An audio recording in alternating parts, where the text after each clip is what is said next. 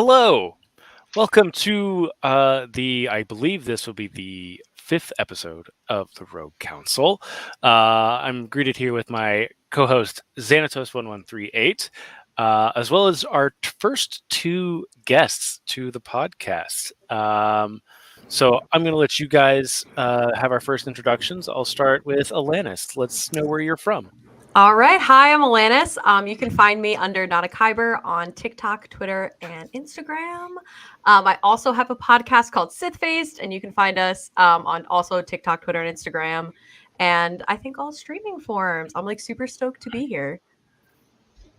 Awesome. Thank you. And next we have Darth Chaco, if you want to introduce yourself.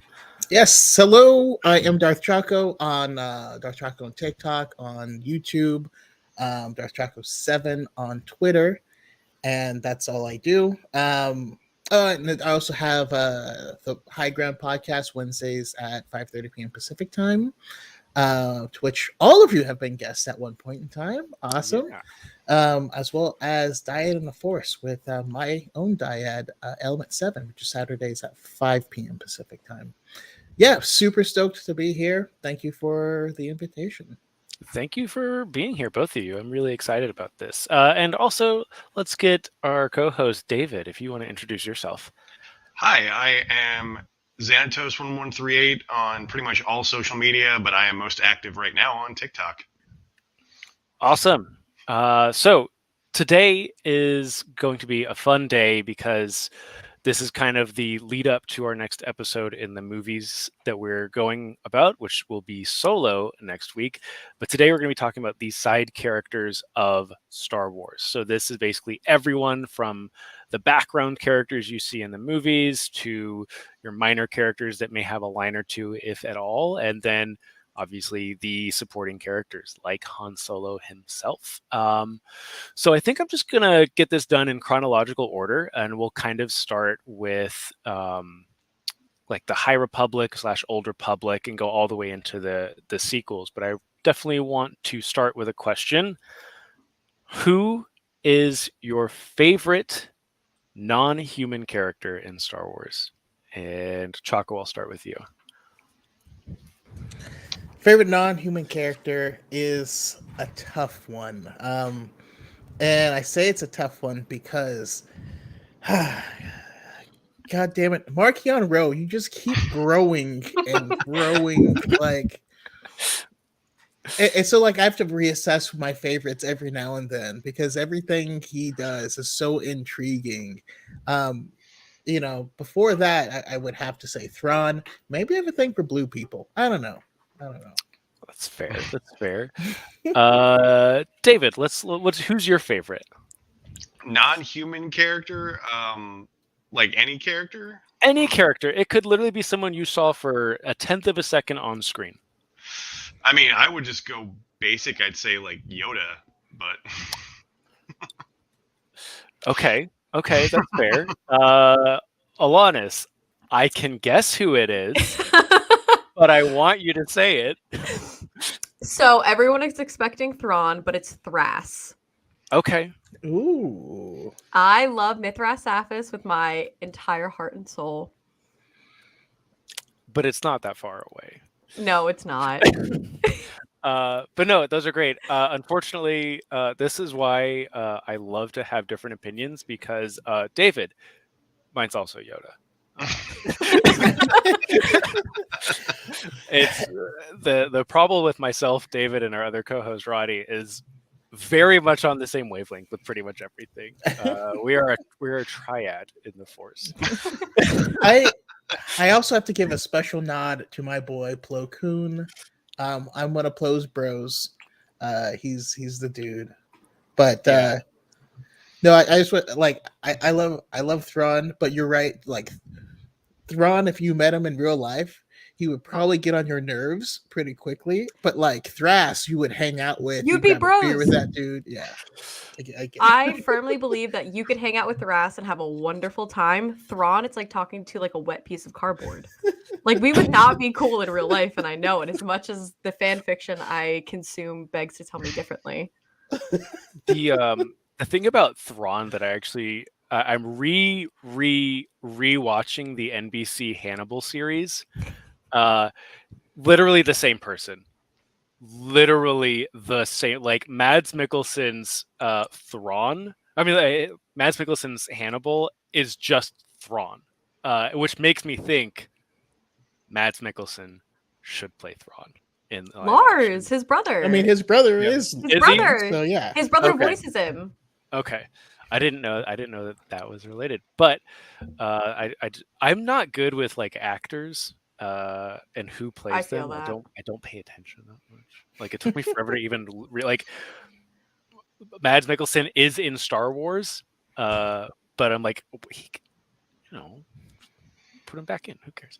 But yeah, so let's kind of jump into it. But apparently the podcast is over because Charlie says that Hondo Anaka is the best side character ever. Case closed. So thank you guys for coming into the Rogue Council. It's been great. I'm just kidding.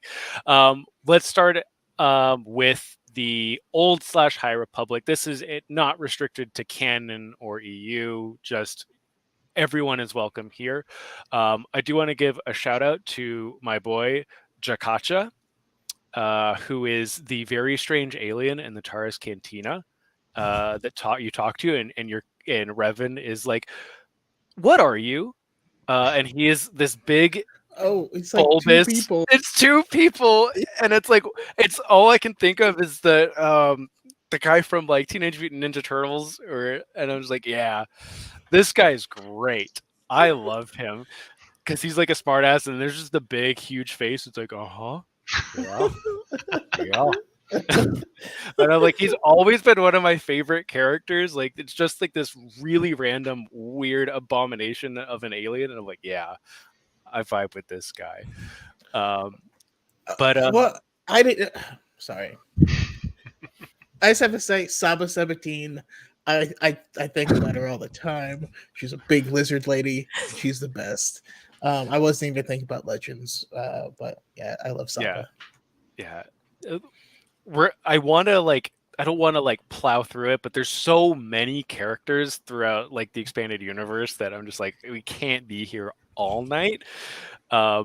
But yeah, one of the ones I have here is just kind of like for the background characters, right? There's those Jakachas, those like the Jawas and stuff like that. These small characters that just fill out the world. And I just kind of have like one here just to start it off. The Nihil. Overall, this is the new villain of Star Wars with the High Republic, and I will be the first to say I am halfway through Rising Storm. But I'm not one who cares about spoilers, so I want you guys, because I know all of you have gone through most of the High Republic, so let's kick it off with the Nihil.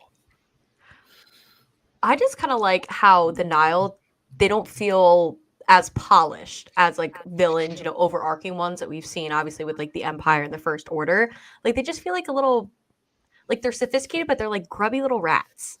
And I love that because they're all like still stuck in this like power chasm. And I think they are super interesting in like relation to like the Empire idea. Yeah, they're just such an interesting foil because I was wondering how are they going to do this without Sith, but the way that they fight, especially if you like how are regular people going to challenge Jedi? Oh yeah, by having a big old cloud of gas that like flows through and like that, I don't know, they do really interesting things. Plus, you have they're so unique, right? They're the opposite of like a monolith because depending on which storm you're in, you have very different goals and a very different personality, and I think that's really cool as well. Yeah, David, do you have anything to add on the Nihil, or are you Nihil pro Nihil or? Well, when I first read like the Light of the Jedi and starting off with the Nihil, I wasn't really sold on them until a little later when it's like, oh yeah, these guys are actually a legitimate threat. They're dangerous. And I've been watching actually a lot of Viking shows lately, and it's like, oh yeah, these guys are kind of like space Viking pirates. It's all very interesting now that they're all kind of fleshed out. not just the major ones, but like the inner workings of it, the storms, the clouds, all of their hierarchy. Mhm. Yeah, even where I'm at, and I'll say just the in the light of the Jedi, when Markion is just like, "Hey, thanks for your service. I'm sending all your ships through other ships," uh, and it's like you said, it's like, how are we going to combat like the Jedi, like the what the High Republic has tried to establish is almost like peak Jedi, right? And it's like, how do we combat that? And it's like it's in like the least suspected way possible. And so I think it's very interesting. I'm warming up to them very much so, kind of like David, how you said, but like Light of the Jedi didn't necessarily sell them on me. That battle was really cool, but seeing the inner fighting going on with like Lorna D and Pan Eta, Yeah. yeah, and Markian, just like Markian with the electro helmet, was like, I had to go back and read like that whole chapter of like, when did he even do, like, this is smart, when did he even do this? But yeah, like they're a very interesting and creative bunch, and I am slowly starting to appreciate them. But we have two other ones, and if you guys want to, we've got Master Nuberon. So if you guys want to talk about Master Nuberon, Yeah, so I actually added the next two, so it's okay. Okay. None of you guys go for it. recognize him. Master Nuberon is the ship master on board the Starlight Beacon, and as an alien, he's just a big cloud. He's just like a big purple cloud that sometimes gets angry and lightning comes out, and they're like, I don't know how. Like the other Jedi are like, I have no idea how that works. Does he have a lightsaber? Can he have a lightsaber? I don't know, but all I know is he gets really pissed off when Vernestra crashes ships. That okay. I don't know if you're familiar with Mass Effect at all, but that reminds me Very. of the like Fisto. Do you know, like, yeah, Fisto, the fictional character Fisto? Like, I've always loved that. Like, I can't even remember the species name, like the jellyfish species, where it's just like, oh yes, the action hero who has no emotions. And I'm like, I remember like getting introduced to Kit Fisto after playing Mass Effect, and all I could ever think about was him. So yeah, like I always loved those types of characters where it's just like very ambiguous forms. Yeah. But yeah, we also have Orba Lynn posted. And Oberlin, I added as well. You'll see him in Rising Storm. You may not have gotten to his fight yet, but he is a very particular like archaeologist. Super interested in the science exhibits. Will explain it to everyone, and he has like a containment suit, and underneath that suit, he's basically just a mass of jelly, as his species, and like just the suit just keeps his form. We don't know how he talks. We don't know any of that stuff, but I just love creative ways of people who are just like, you know what, this character is just like a weird pile of goo that just wears pants. Like, it's super funny. Those are my favorite characters of like any fiction. Is like, I'm not explaining anything. It just is this way, and you're just gonna have to roll with it. And I love those things. I love the brains from Futurama. Like, those are my favorite. Now we're leaving for no reason.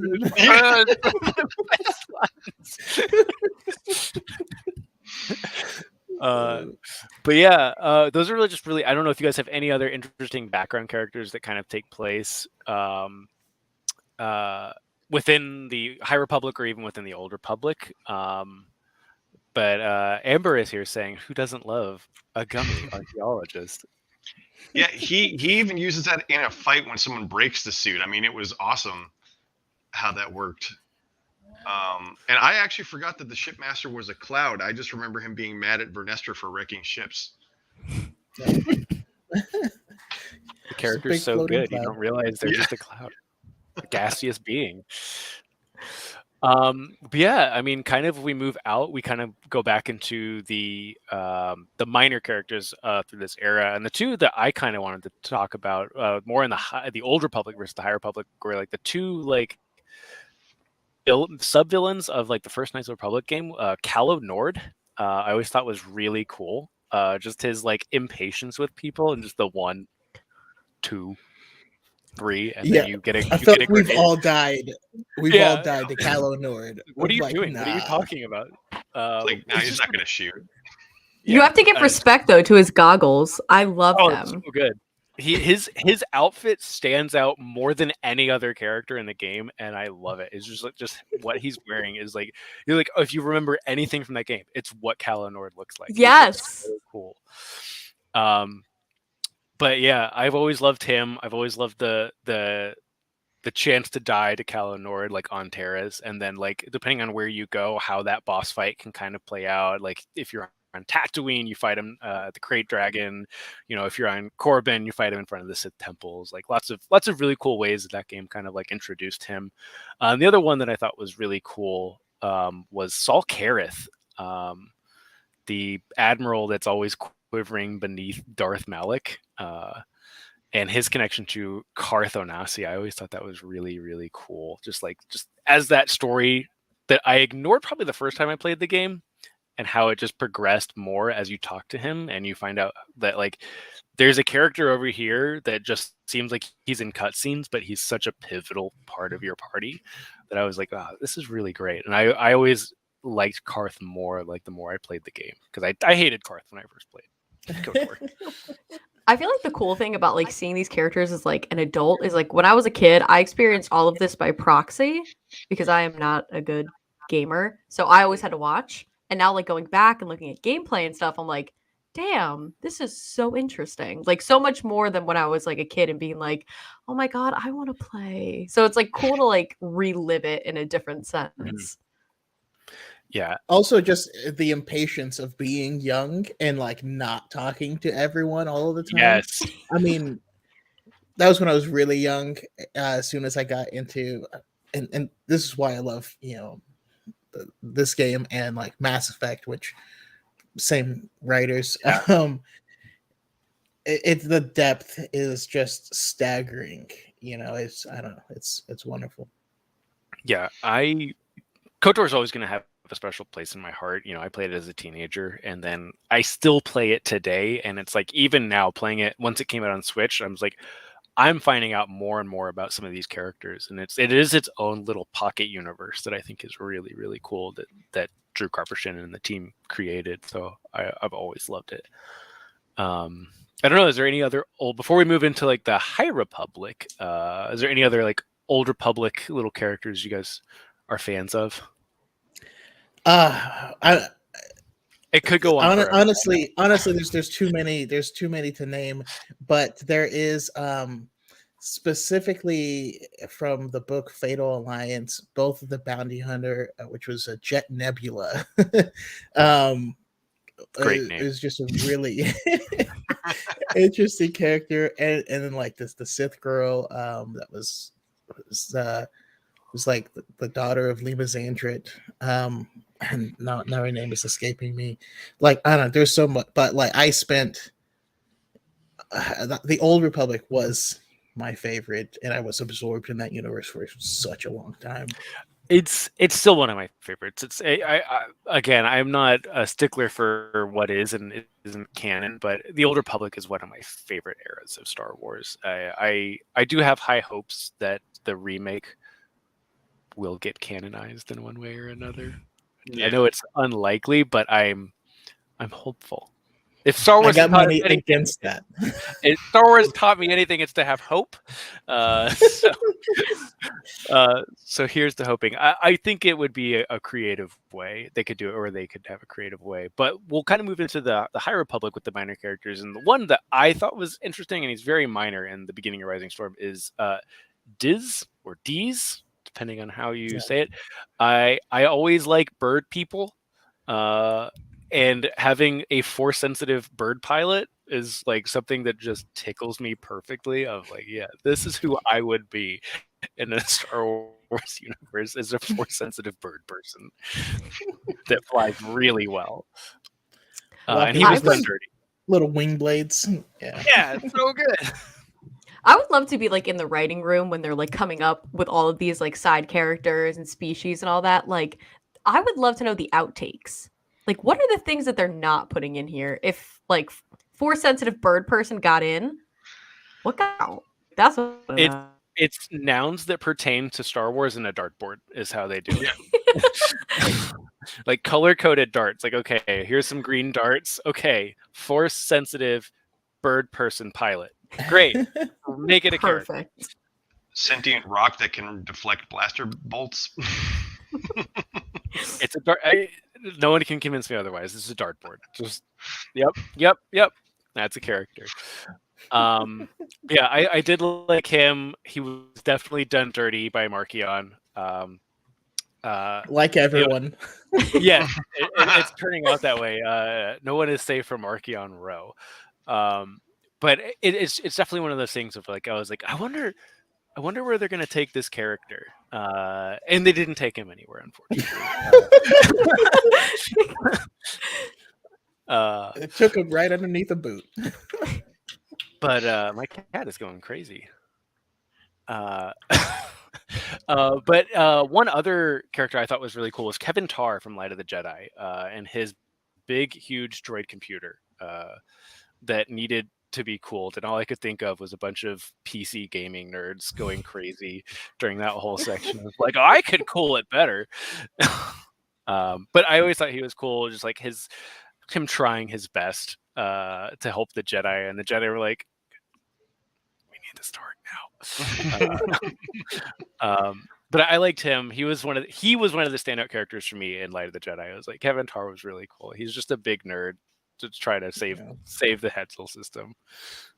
But he was so good at it too. Like and as you end up finding, the more you like jump into the stuff, like he's just way ahead of everyone, because most people's ability to like predict that type of stuff was like somewhat supernatural in nature, and he's just doing it the hard way, you know. Plus, when I was reading it the first time, I just read him as just Kevin. I'm just like, oh, this is Kevin. Everyone's favorite Star Wars character, Kevin. and I just like every now and then to just have just a regular like Kevin, and there's someone named Douglas Sunvale, and you're like, oh yeah, Master Doug. Master Douglas. It all started with Luke, right? So we have Luke and Kevin and Douglas. The three normies of Star Wars. The trifecta. Yeah. But yeah, I mean, is there any other like standout like minor characters in High Republic for you guys? There are a lot. Like, I know that all these questions are going to be there a lot, but I mean, Lorna D. I put her in a supporting character role. I think she is a supporting villain, as in like Markion is the primary villain. Lorna D is her like Han Solo in the villain. Okay, trifecta. I could see that. She's like, for me, even where I am, she's such a standout character, and we've learned so much about her already, and she plays such a big part within the Nile that I'm like, she's got a lot going on in the High Republic. Yeah. For someone smaller, I'd say Nan. Yeah. I really liked Nan, and just like she just played everyone so hard. And she's also just a beast in general. There's like in one of the later books, she's looking across at Crix from High Republic Adventures, and she's like, I'm going to kill you. Like, Nan does a good job because she annoys me, but that's what she's supposed to do. But it's also in part listening to the audiobook and hearing his voice for Nan is just it's awful, but it fits. So you just reminded me of someone else I need to add to the list much later. I think Alanis knows how I feel about outros of this acting. Oh my god! But we'll get there. I'm going through the High Republic books with the books, because I know like if I go through audiobooks, I'm gonna have these like voices stuck in my head that I'm just like I'll never be able to get out. I'm like, I just want to make these up for myself. Like if it's like I'm like listening to Queen's Peril right now. And I'm like, it's fine because it's Clone Wars Padme narrating this. I can deal with this. But like, I'm scared with the High Republic. I'm like, I'm just gonna get some really weird voice stuck in my head. I will say one thing that the voices really did add is when you get to the end of Light of the Jedi, and you realize just by voice that Marchion Ro was the one that made the call to send the Jedi out, and you like, oh, that was the same voice, and I just didn't notice. Like, I don't know, like, That's cool. that part clicked super hard, and you're like, oh my god, he's a bastard. Yeah, I mean, I would put him as definitely a main character of the High Republic, but he is growing on me. I was not very much with Denial. I was not sure about him as an like overarching villain, but the more dastardly deeds that he commits, to put it lightly, I'm like, all right, he's got something going on. But yeah, we'll kind of move into like those bigger supporting characters, and again, we'll go into the Old Republic. And I just want to put a shout out to the KOTOR party members as a whole. Are some of my favorite, well-written, most fleshed out characters, like both in games, comics, books, and movies. They're so interesting to me. From like my personal favorites have always been Brianna, Visage, Karth, and Beodur, and obviously the GOAT, T3M4, best droid of all Star Wars. Should have been a member of D Squad. Oh my god, D Squad. Honorary member. Always. If it weren't for Vitiate. But yeah, I don't know if you guys have any favorites of the KOTOR party members, or if they don't click with you, because I could go on about the party members forever. But if you guys have any particular favorites at all. I feel like they never really clicked with me. Okay. I was saying the same. Like, I really like Mission, but like none of them really, connected on that much of a level.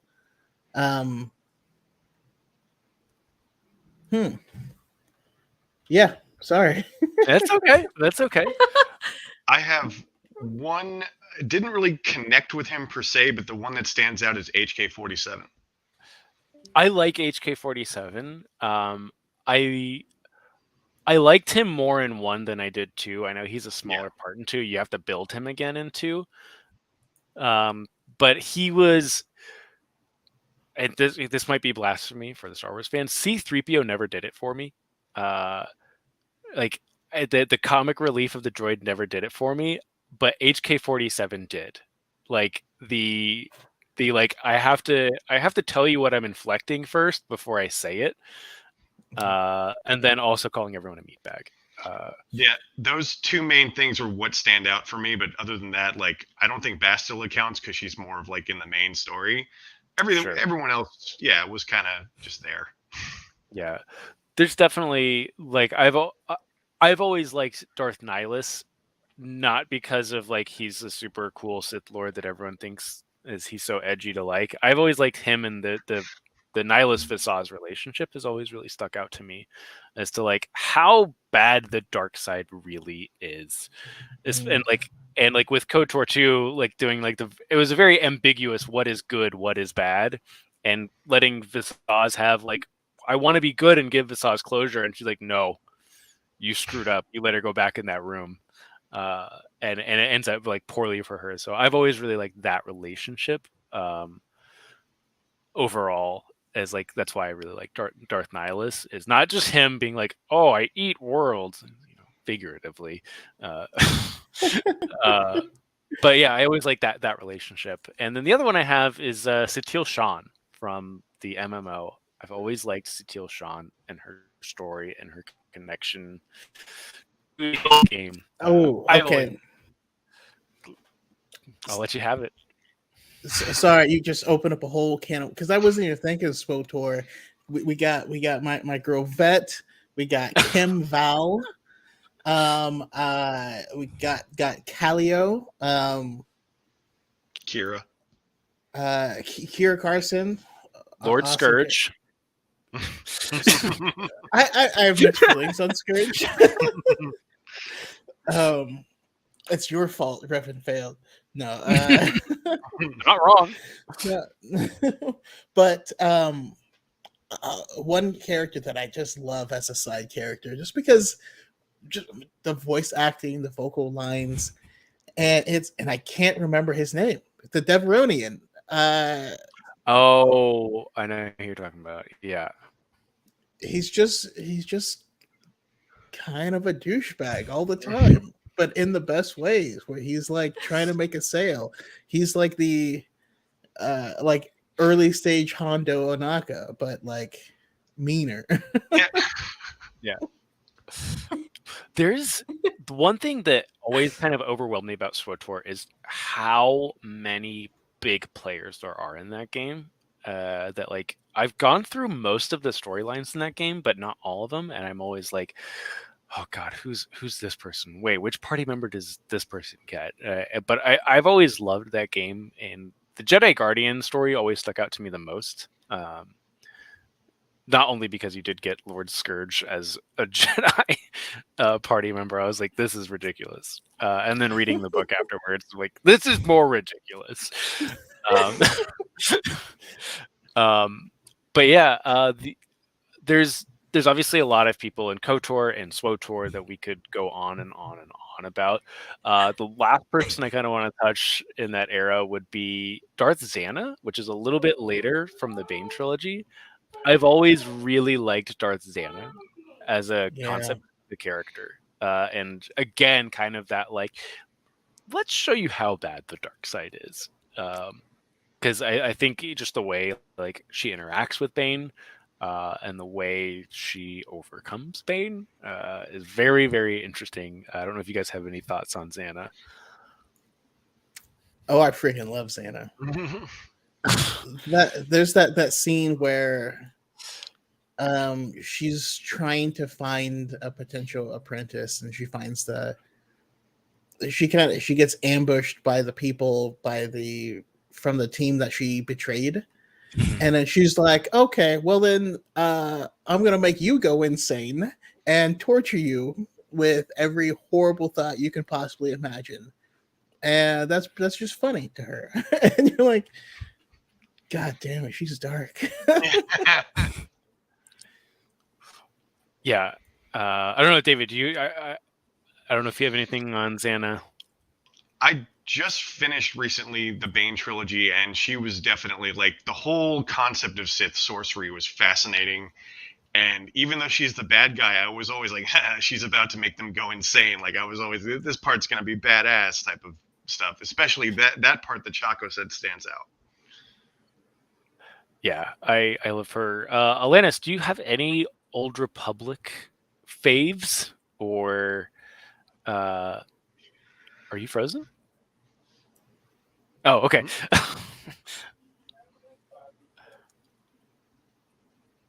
Are you muted? Are you muted? Did we lose you? Oh no.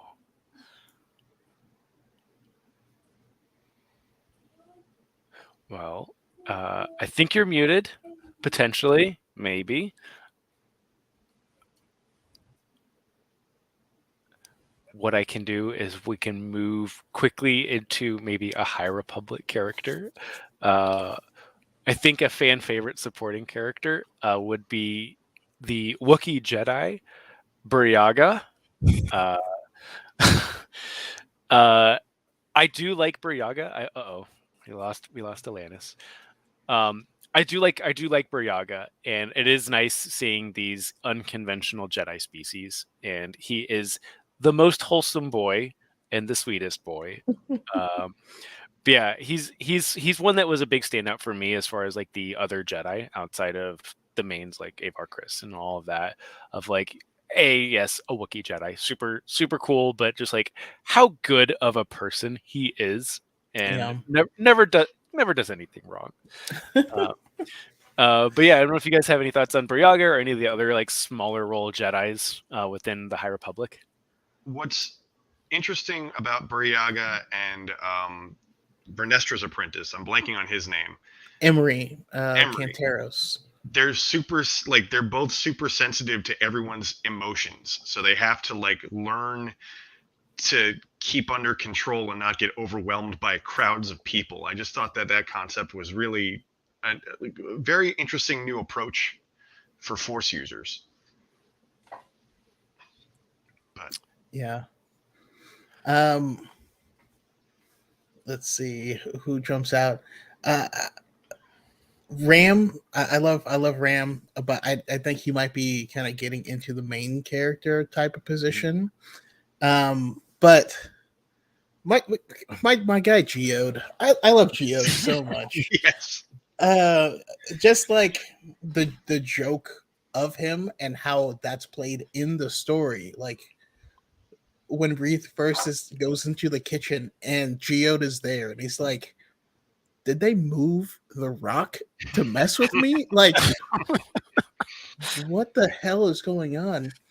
But then, way funnier than that is he's in the cargo. He's on the Starlight Beacon in Fallen Star, and like there's this guy's wife who's like sitting on top of Geode and laughing, and she's like, "Oh no!" Like Geode's flirting again. No, there's certain bits of dialogue of like, okay, she's not in Geode's room, right? Like Geode picks up chicks and does what? I don't know. I gotta know. Like, It's just, that's one of the things. It's for Geo to know and you to find out.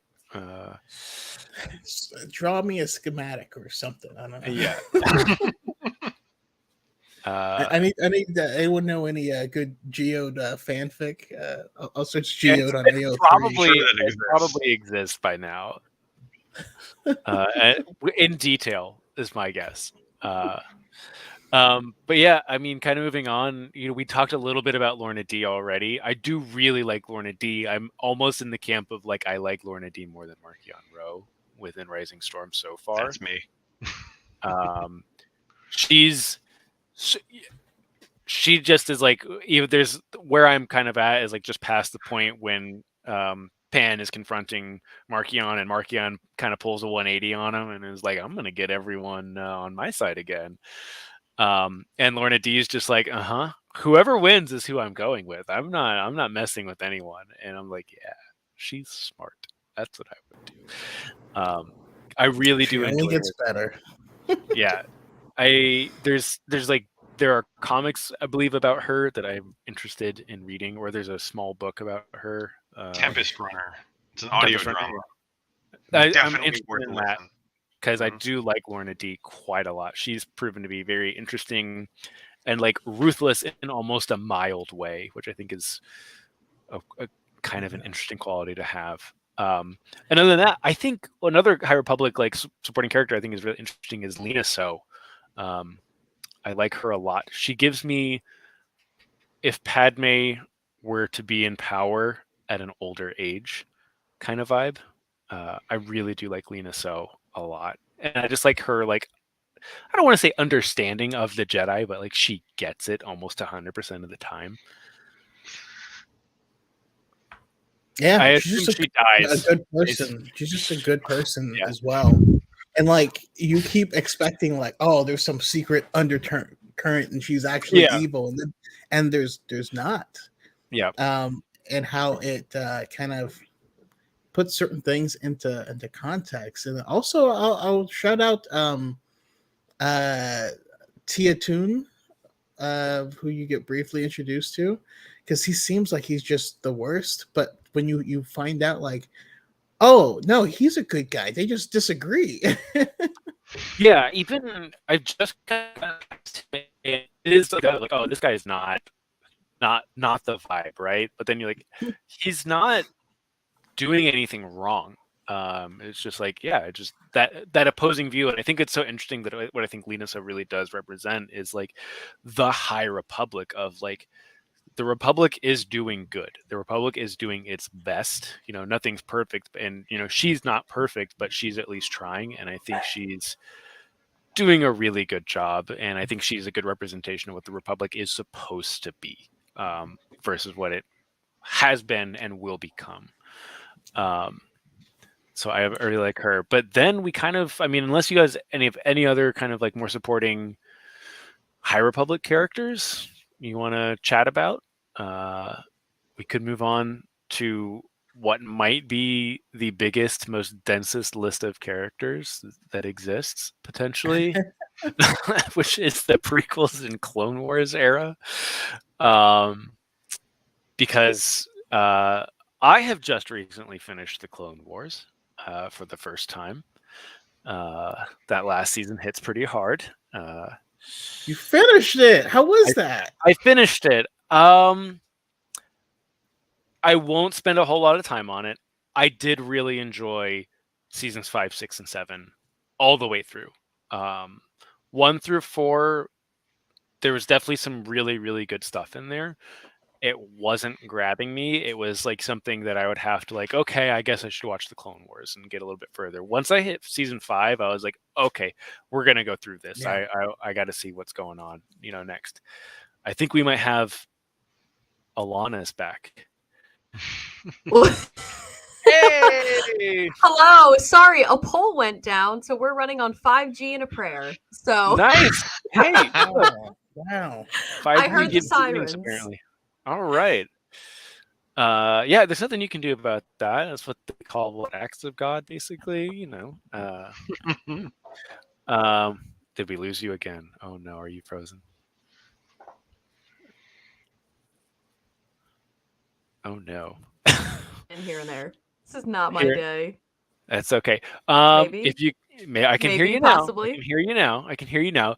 Do you have any supporting High Republic characters that you really like? We kind of talked about Lena So. We talked about Buryaga and Lorna D. I would say like Buryaga would be like my top Yeah. one. I think there's just something so like I don't know, like I think everyone can see themselves Mhm. reflected in some way. Just a very relatable all around.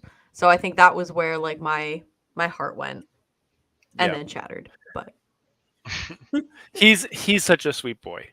I do love Buryaga. But we are gonna move into the Clone Wars, which I have just finished, and the prequels. But yes, season 7. I was thinking about this in a way that I'll compare it to. I've seen Twin Peaks about 5 or 6 times all the way through, and I could not imagine my parents in 1991 watching that week to week. That sounds awful. And what I thought of was like I could not imagine being someone who grew up in like 2008, watched the Clone Wars all the way through, and then like had this like multi-year break, and then got season 7, and then watching everything unfold in season 7, having grown up with all those characters. I didn't grow up with Rex. I didn't grow up with Ahsoka. Like they're very new characters to me. So I was like, when at those last 2 episodes of the Clone Wars, I'm just like, man, this must have been awful for so many people. Okay, but you weren't even broaching the topic of Rebels as well. I just finished season 1 today of Rebels. Okay.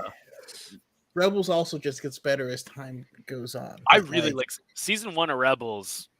Yeah, Leaps Rebels and bounds is my above season favorite 1 show. of Clone Wars. this this is true. No, I just mean Ahsoka left in season 5. Mm-hmm. That's it. She was gone. Yeah. She showed up in Rebels, and then we thought she Oh. died. I didn't know. Okay, so I never got into the animated stuff Yeah. growing up, and so I am very misaligned with the timeline of how things played out. So that is wild to think that she came back in Rebels before. That's before season 7 of Clone Yeah. Wars. Yeah. Wow. Season 7 of Clone Wars is like 6 years later. it was a Yeah, hot that's minute. It was a hot minute. Yeah. Yeah. More than that, because we had season 5, and then Clone Wars got canceled.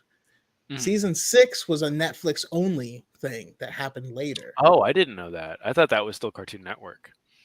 No. So season 6 was on Netflix, and then it was gone again, and we got all of Rebels, and then we got season 7 that ended like when the pandemic started in 2020. Wow. Okay. Yeah, no, like season 7 definitely it took me for a ride. Like just the Rex and Ahsoka ending, right? I there is a whole episode we 8 can talk about. years. Yeah. I I will say I did not like the very, very last moment of the Clone Wars at all. I did not like it. But we're not going to get into that on this episode. um, but yeah, the background characters for me and the prequel characters that I have, because I'm now reading Queen's Peril, is the Handmaidens have really started to stick out when I think about like going just through the movies, not even the Clone Wars, just the movies of the Handmaidens. And like while I'm reading this or listening to it, I'm thinking about every time in the movies when we see a handmaiden. I'm like, wait, which one is that? Which one is that? Which one is that? So such interesting, and that's what I love about Star Wars is these little tiny background characters. These characters you see for seconds at a time can have an unbelievably vast story behind them. So yeah, I mean, if you guys want to talk about the handmaidens, or if there's any other really standout characters, even if it's just I clones. love the Handmaidens because I remember the first time I saw Phantom Menace, I was so confused. I was like, wait, who is that? Wait, that's not the queen. I didn't understand it. And then obviously I gained consciousness and was like, oh, this makes sense. But then being able to read about them and to know that like the story of like their names and like how they got into service and then like the inner workings of like Naboo politics. I'm a big politics girl in Star Wars, was just like so incredible. And like when Queen Hope comes out, God bless everyone reading it because that wow. Yeah, I'm about halfway through Queen's Peril, and it's such an interesting story. And again, it is that like, hey, these just random characters that just were there, were part of this plot basically, and it's just like these they all have unique personalities, they all have like different skills, and they're capable of different things. And I'm like, wow, this is what I love about Star Wars. More so than like another story about Luke Skywalker. And it's just like, I'm like, that person knows how to pick locks really well. That's awesome. Oh, Rabe is Rabe is like my favorite so far. Now, I will say, Sabe supremacy, my girl Keira Knightley, Yes. is coming back. The stuff that's happening in the comics right now, involving her in the Vader 2020 run, you're like, what? So they're cool then, and they just keep getting cooler and cooler and cooler, and we still don't have their full story. And I need it. I can't wait for Marsabe. Yeah, they've definitely proven to be really, really, really interesting characters, and I have to give props to E.K. Johnson and like doing what I think Star Wars does best and taking what is essentially nothing and turning it into something fantastic. And that's, to me, that has always been peak Star Wars. Like stuff that we get, like we already had, like the Clone Wars is a line in the original Star Wars, and a whole 7-season show pops out of that. Also shout out to Quarsh Panaka and Mariax, his wife. Can't remember her name. Mary. Yeah, I love his wife. She's great. She's great. Mostly want to shout out to Panaka. I actually have a Panaka action figure somewhere, but like when you also get to where after reading all these books, you run into him again in Leia, Princess of Alderaan, much later, and it hits different.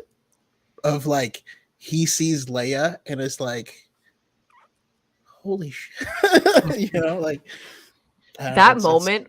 I remember like just a visceral reaction, like during that scene. I was like sweating. I was like, this This is it.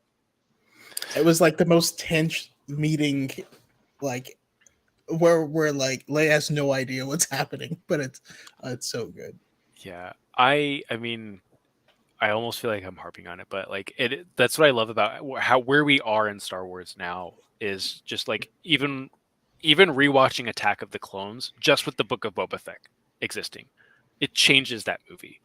And that's what's so cool is like when we have these things, a book here, and then a couple of years later you get another book that totally changes the meaning of that book you read a year or two ago. And that's my favorite thing that's been happening recently. But yeah, I mean, the only other background character I can think of is the Separatist leaders. I think are always really cool. Wat Tambor, DJ Tambor. I want to see his young DJ days and like.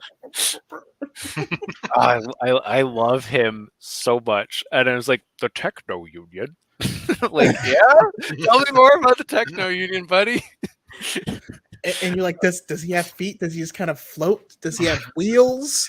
It's like it's what Does my he have a favorite thing Segway under there? Like we have got these wheelies? characters.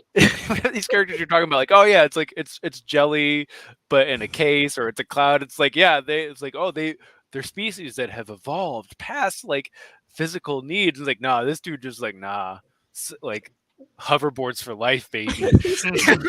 They see me rolling. Like, what a cool dude. Like, on the wrong side, but he's got the vibe. He passes the vibe check for me. Other than that, like, I love the Banking Clan mostly just because of Darth Plagueis. I'm a big anytime I see Munes. When I saw the Munes in the Clone Wars, the whole Banking Clan arc with Clovis, I'm just like, yes. And I was hoping, and I was let down. There's no mention of no mention of Damask Holdings or anything like that. I'm like, wasted opportunity. All redeemed by D Squad though. How do you feel about Anakin just like wailing on Clovis? Oh, I'm almost done with Queen's Shadow, and Clovis is near the end of it, and I'm just like, I still want you to get punched in the face. You're still annoying. I will say this: that whole scene, the scene of Anakin beating the crap out of Clovis, with Padme watching it felt dated. It felt like a trope of like helpless woman screaming as two men fight over the to win the woman's heart, and I'm just like, I felt uncomfortable watching that. Well, I think the feeling uncomfortable is like a good thing, but that's the thing is Padme was not a damsel in that scene, and she was pissed. She's like, I do not need you to do this for me. You go be like, let me have my agency. And it's almost like Anakin was feeling the fantasy of like, she's the princess that needs to be saved. And she's like, God damn, like, I was queen, first of all. And like, During that whole scene, that like TikTok sound that's like, have you ever thought about not doing it to him? That just plays through my head every single time. Yeah.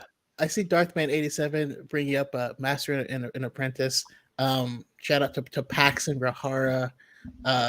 Amazing couple in that book. And yes. And that gives tons of just Qui-Gon lore. Highly recommend. I'm a big Qui-Gon fan, and I need to read that book at some point. You will like Rael Averross. I love him. I think he is so interesting, and I wish we got more of him. We do need more Rael Averross. He gets a brief mention also in Dooku Jedi Lost, but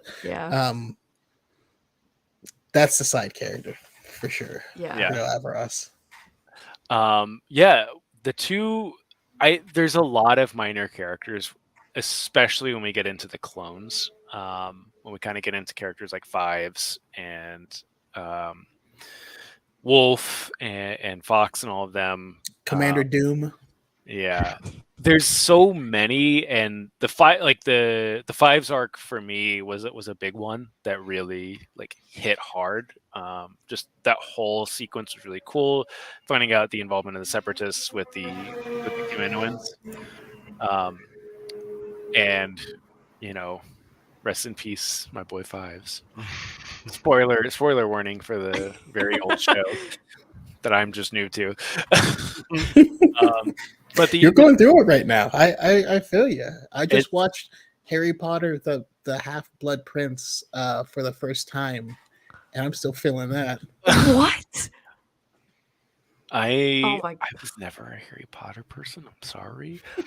I read Twilight. I read Twilight and as a joke and fell in love with it. And was so disappointed that Robert Pattinson did not sparkle in the Batman when I saw it last night. 0 out of 10 movie. But kind of getting into the minor characters, the one that has always been my favorite is my boy Dex. And the one thing I will never forgive the Clone Wars for, and it's everyone hates the character Pong Krell, but like you can't make Dex's species like that. Can't be the only other person of Dex's species, right? Is Pong Krell. We need more of that. Just Dex is such a good person, and I love his character, and I've always loved his character. I love that little diner so much, and it got so much hate when that movie came out. But I was like, but Dex is such a cool character. His butt crack is showing. We don't see this in Star Wars. First of all, go ahead. Go ahead, Alanis. Sorry. I was gonna say, even though it's Legends, it's like Clone Wars. It's either Stealth or Siege by Karen Miller. And at the beginning, she has this like little bit between Obi-Wan and Dex, and I just love it so much because Dex has like the energy of every New Jersey man, like hanging out in a diner, sweaty, always covered in something. Like Dex is the New Jersey man, and I just he is such an icon. He for me, what he does is what I think that all these like mysteries of the Jedi that we get unraveled throughout the prequels and like these misconceptions that still to this day linger is like just the interaction between Dex and Obi-Wan in Attack of the Clones just shows like that Obi-Wan is still a person at the end of the day. Obi-Wan still has friends. No, he doesn't have attachments. Yes, he is a Jedi and he is committed to that. But when he sees all the W's in the chat, I hope this is for Dex and or D Squad. Lots of W's. But it just showed like having Obi-Wan have that connection just like meant so much to me of like this is what Jedi are. They are still people. And yeah, I love Dex. He's one of my favorite Star Wars characters. And alien butts are canon because of Dex. Yes. Also, shout out to High Republic Court. You have little court, but we got to see. I love Dex so much as well, and the love in Obi-Wan's eyes when he looks at Dex is unreal. I'm not even certain he looks at Satine that way. Like there was this level of warmth that you're just like, what did you guys go through together? You know, that's the book we need. That's the book. I don't care. We've had enough Obi-Wan and Anakin, right? We're getting another Obi-Wan, and we need an Obi-Wan and Dex book. See, it's Legends, but there was 2 instances where they had Dex. One where Obi-Wan meets Dex by rescuing him as he was a Padawan, and he rescued him from somewhere. And then during the time of the Empire, we see Dex again running like a little resistance. Might have been out of the diner, but it was in the underbelly of Coruscant. And it was 2 very interesting instances to flesh out Dex more that I think needs to be in canon. Yeah. We did have another one of his species in the book Twilight Company. And that's just I think you might like, it's just a war book. It's the same guy who wrote the Alphabet Squadron. Oh, okay. And yeah, so one of his main troopers is a basilisk, and that's pretty. You don't want to go up against a guy who has 4 guns. It's just not even fair, you know?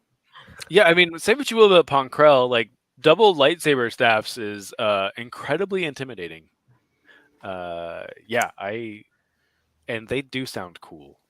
I know everyone hates Pong Krell, but those lightsabers sound cool. I still maintain Pong Krell walked so Anakin could run. Okay, all right. Here's the thing. Also, the first thing I thought is when Pong Krell swings the lightsaber, I'm like, oh, good, dubstep exists in Star Wars now. Boba Fett has dubstep bombs on his ship. Uh, they don't. They wub. They don't wub wub.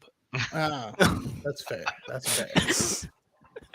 The only other like minor character I really think that was like enough, outside of some of the other things was Watto, and I think it's one of those things. Watto's definitely a scumbag, but like I've always like felt something for the character. Because like I feel like there is a point, there's something in between episode 1 and episode 2 where he changes his ways. Because when he sees Anakin, he's like, oh my god, it's Anakin, and then he feels bad about what happened to Shmi. And I've always been like, I wonder what happened between episode 1 and episode 2. I think he It just was got me bored. going in with Yeah. a fly swatter and just beating him. I I think, hate Watto. I think he's just frightened of Anakin because he's lost everything, and then he sees Anakin. He's much taller now, and he's very angry, rightfully so. Puberty Anakin. Well, I he has nothing over him anymore. He's just like, oh, I don't know how to interact with people that I don't own. it's yeah, he's one of those, he's one of those characters, he's a scumbag for sure.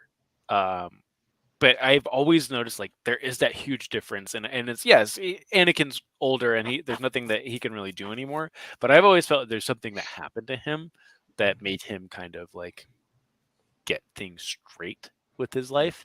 And the only one, I don't have it really written down, but the only one I thought about, because it's been bugging me for about 12 years now. The pod racers, I think, are really interesting, mostly just because of ILM's work with the pod racers. But there's a specific pod racer that is canon and is listed in as being in the Phantom Menace, but not. And that's Neva Key. And he's the pod racer with the inverted pod racer, where his cockpit is in front and not held by wires. He is the coolest pod racer, and he's listed as being a character in the Phantom Menace, but is not in the pod race. It's always bugs me because he's who I always played as in the game.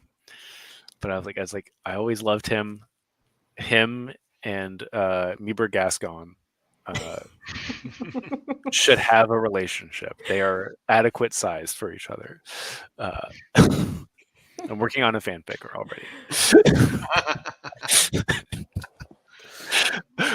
But let's move on to, I think, probably the main event of like this is just the side characters of the prequel era and the Clone Wars, and I will start it off with probably everyone's favorite person of all time, Obi-Wan Kenobi, who is the first, like, we have this weird, we have the trios of each trilogy, and Obi-Wan does take a side seat. He's no longer like kind of like the supporting or like the minor character. He's forefront, and he becomes a main character of the Clone Wars. But he's just I think he's had such an impact on so many people's lives from his inception. And I think like I love Obi-Wan Kenobi so much. I think he tries so hard, and I think what's interesting to me for him is he's not Yoda. He's not Qui-Gon. He's not, like a Kanan. He's not this like, oh, this is such a good example of a Jedi. He's trying his best, and he does fail a lot. And all of the worst things happen to Obi-Wan Kenobi possible. And I am so excited for this show coming up. And I still stand by one episode called Obi-Wan Has a Nice Day.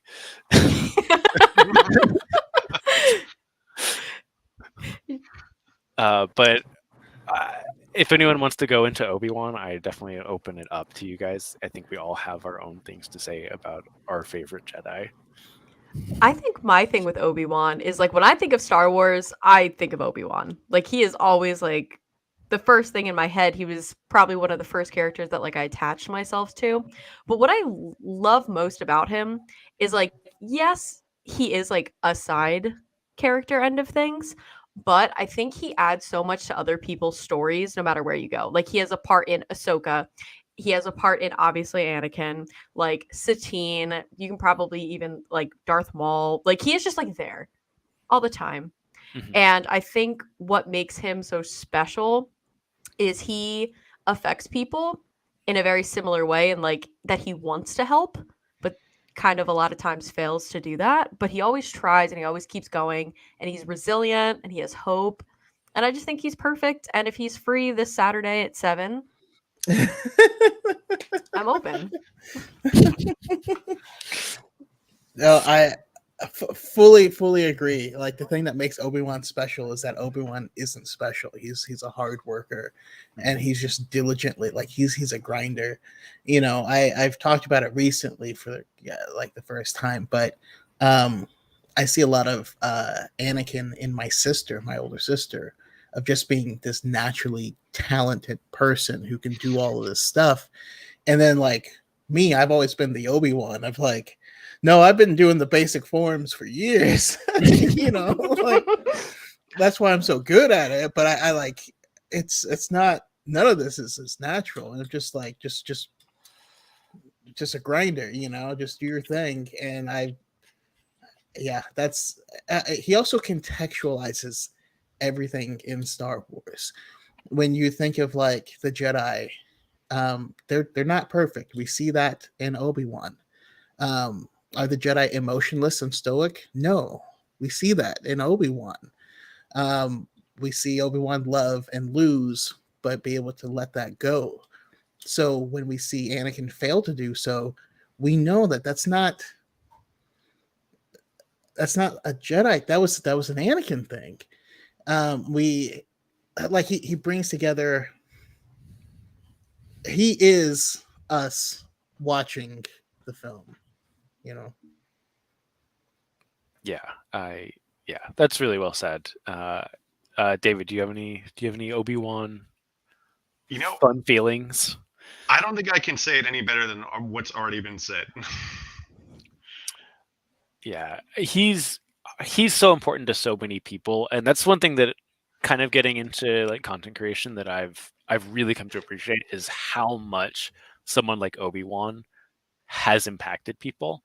Because you always hear about Luke and Anakin and Leia and Han Solo, but I always felt like like Obi-Wan was maybe played second fiddle to a lot of people, but seeing just the impact that so many people have had on his based on his character and how this show in May is going to destroy so many lives. Uh, Kleenex is the stock. If you need to buy stocks, buy stock in Kleenex in the beginning of May because it's going to go through the roof. But kind of, we could probably do multiple podcast episodes about Obi-Wan, but let's kind of dive deeper into some other characters. And I think next, probably just talk about, because I've just been reading Queen's Peril, let's talk about Padme. I love Padme. She is my favorite character of the Clone Wars animated series. Every episode with her is like a top tier episode for me. She's so great. So if any of you guys have anything. If Obi-Wan is who we are, Padme is who we aspire to be. Like when she she by being a legitimate good person is the biggest thorn in Palpatine's side of anyone. Like he can't, but all she's doing is just being right and being good, and you're like, how do I beat this? You know, it's the best. That's like the one thing that when I was rewatching Attack of the Clones with Roddy is the one thing I wrote down was she is the Jedi Anakin was supposed to be. And she like even just reading this book now, I'm just like, she's such an amazing character, and like I more that is the prequel content I want to see more of, is more of Padme. No disrespect to Obi-Wan or Anakin, but it's just like there's so much there that I want to know about. I just love her so much.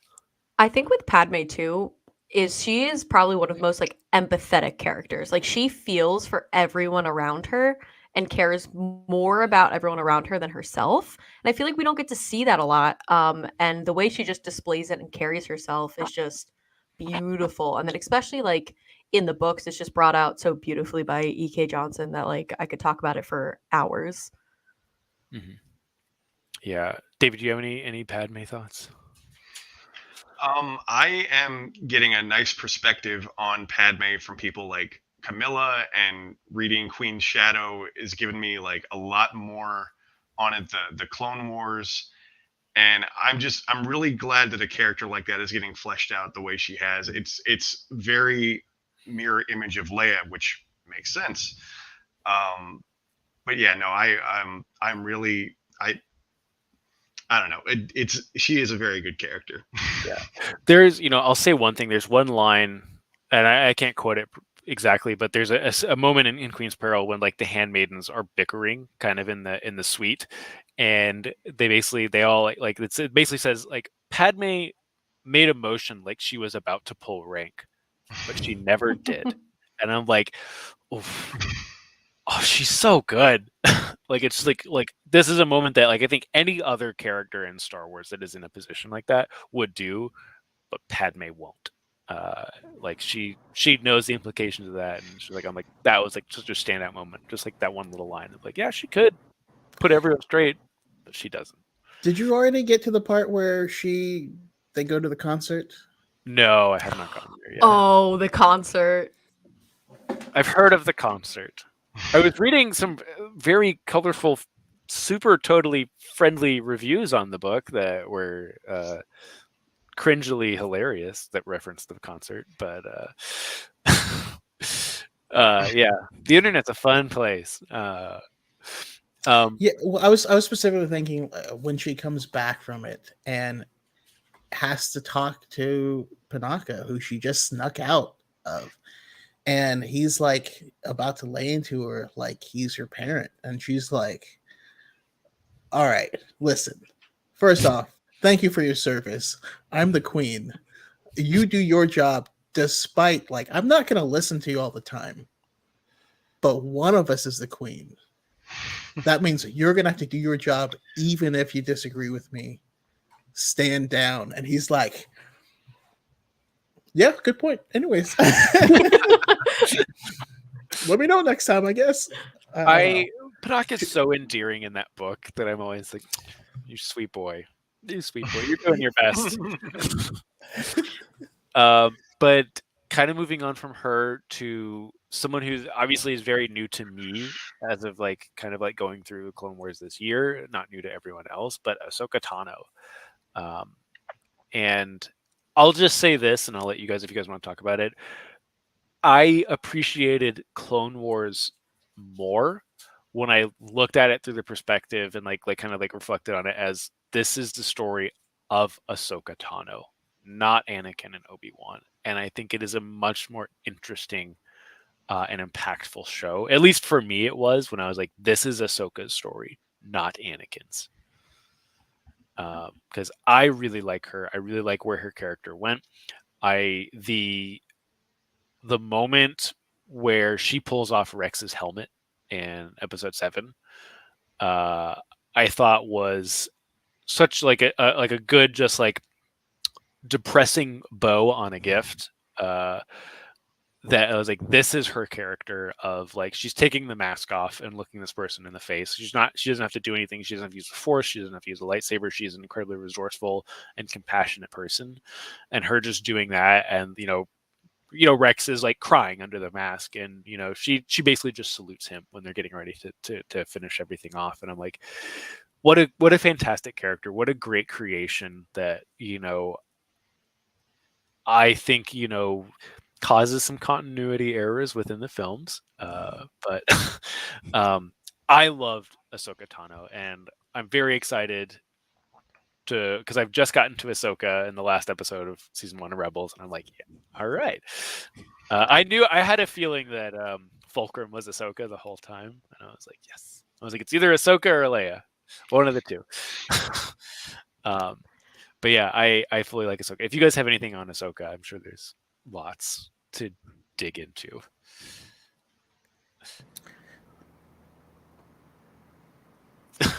Yeah. Yeah. Unless you're gonna No. say something. No, I was making sure I wasn't frozen. I'm like paranoid now. I would say like the coolest thing about like watching Clone Wars, like kind of growing up with it, was like when I saw Ahsoka, I was like, oh my god, if I was a Jedi, I would be Ahsoka. Like I would be like off the walls, but like cool, and I'd have a cool master, and I do all this cool stuff. And then rewatching it as an adult, I'm like, oh wow, like she has so much growth and so much development, and like her potential is like so there. And I think that she is like a true staple and hallmark of the prequels era. I think when people talk about the prequels, like you got to put Ahsoka in there because she is such a pivotal point for so many characters. Yeah. Yeah. And so for me, Ahsoka is the Jedi that Anakin should have become. That rambunctious and like, why do we have to follow these rules? But you end up finding out like, oh yeah, these are probably a good idea. You end up but following the true principle, not rules for rules sake, but not rebelling for rebellion's sake. It's just doing the right thing. Mm-hmm. And that's what she always just exceeds at. But it's also strong enough to let go. She let go of the Jedi Order because it's what she needed to do. Mm-hmm. Yeah. Love her. David, you got any Ahsoka feelings, Ahsoka opinions? With Ahsoka, I mean, they did her character development so well, where like she starts off an annoying teenager and then actually grows as you watch her. And I don't know if she has many interesting moments, like when she's fighting Grievous in one episode. I was like rooting for her, like, oh my god, this is like your first major fight. Get out of there. And you find yourself rooting for her constantly. And then when you get to season 7 and you see like the growth that has just that she's turned into this really good person, really good Jedi, and like what Chaco said, what Anakin should have been. Yeah, the Marteza arc hit pretty hard for me. I've heard that's not the most popular arc of season 7, but I did like that. I did like Ahsoka getting the confirmation she didn't want to hear. When she realized like the war was taking a toll and the Jedi were not holding themselves accountable. And it was like she knew that what was going on, but when it basically smacks her in the face, and like her reaction to that and how she still overcomes that, very similar to some of my other favorite characters within Star Wars. And it's just like she's been such a cool character to kind of like learn about, and like is I think truly the only character that was not from the movies that has made it into the like complete mainstream as a pivotal character of Star Wars. Like she is a main Star Wars character and was never in a movie. Mm-hmm. So I think that's very, very interesting that she is such a great character. But I'll kind of like skim over a couple things. I think other great characters would be Rex. There's a lot of interesting clones, and one thing I'll say about the Clone Wars is until about season 6, I wasn't really able to tell the clones apart, even though they all had different names. Like outside of, yes, they all look the same. They're all the same, genetic DNA, but like the very small differentiating personalities, like it wasn't really clicking until about season 6, especially with Fives. And obviously the Bad Batch is pretty neat.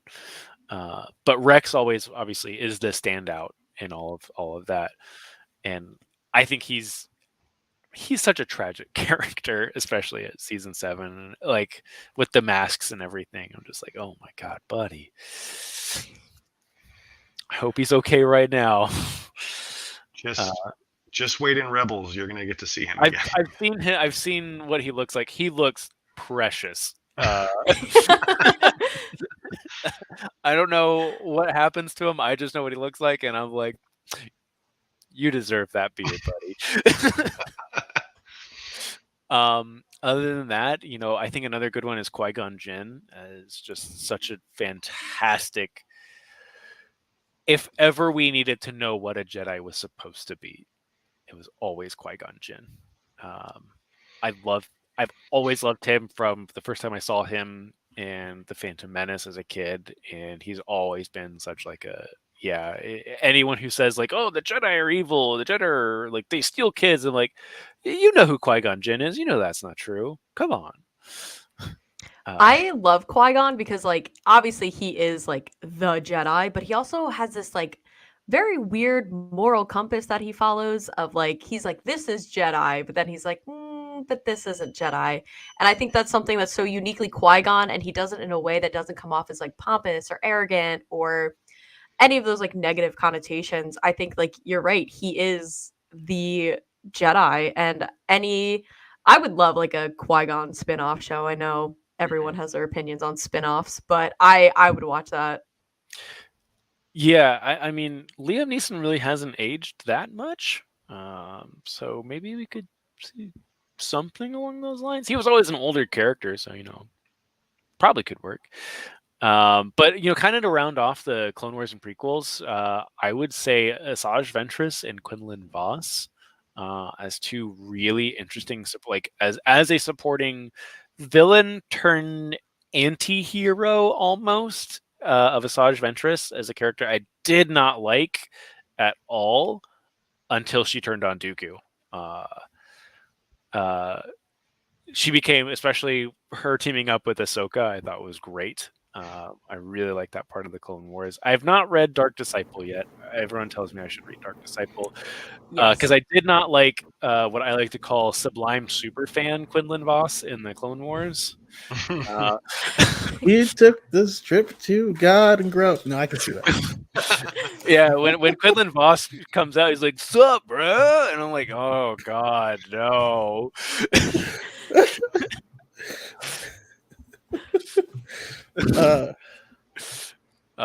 But yeah, I don't know if you I guys have had the any- opposite reaction to Quinlan. I literally saw him for the first time. It was like, I love this man. I love him. I thought he was so funny. But And then yeah. All I could think I about loved was- him. I could only think about this is the guy that when you're at a party is like, have you ever heard of Sublime's unreleased tracks? Like that's all I could think of when he was talking.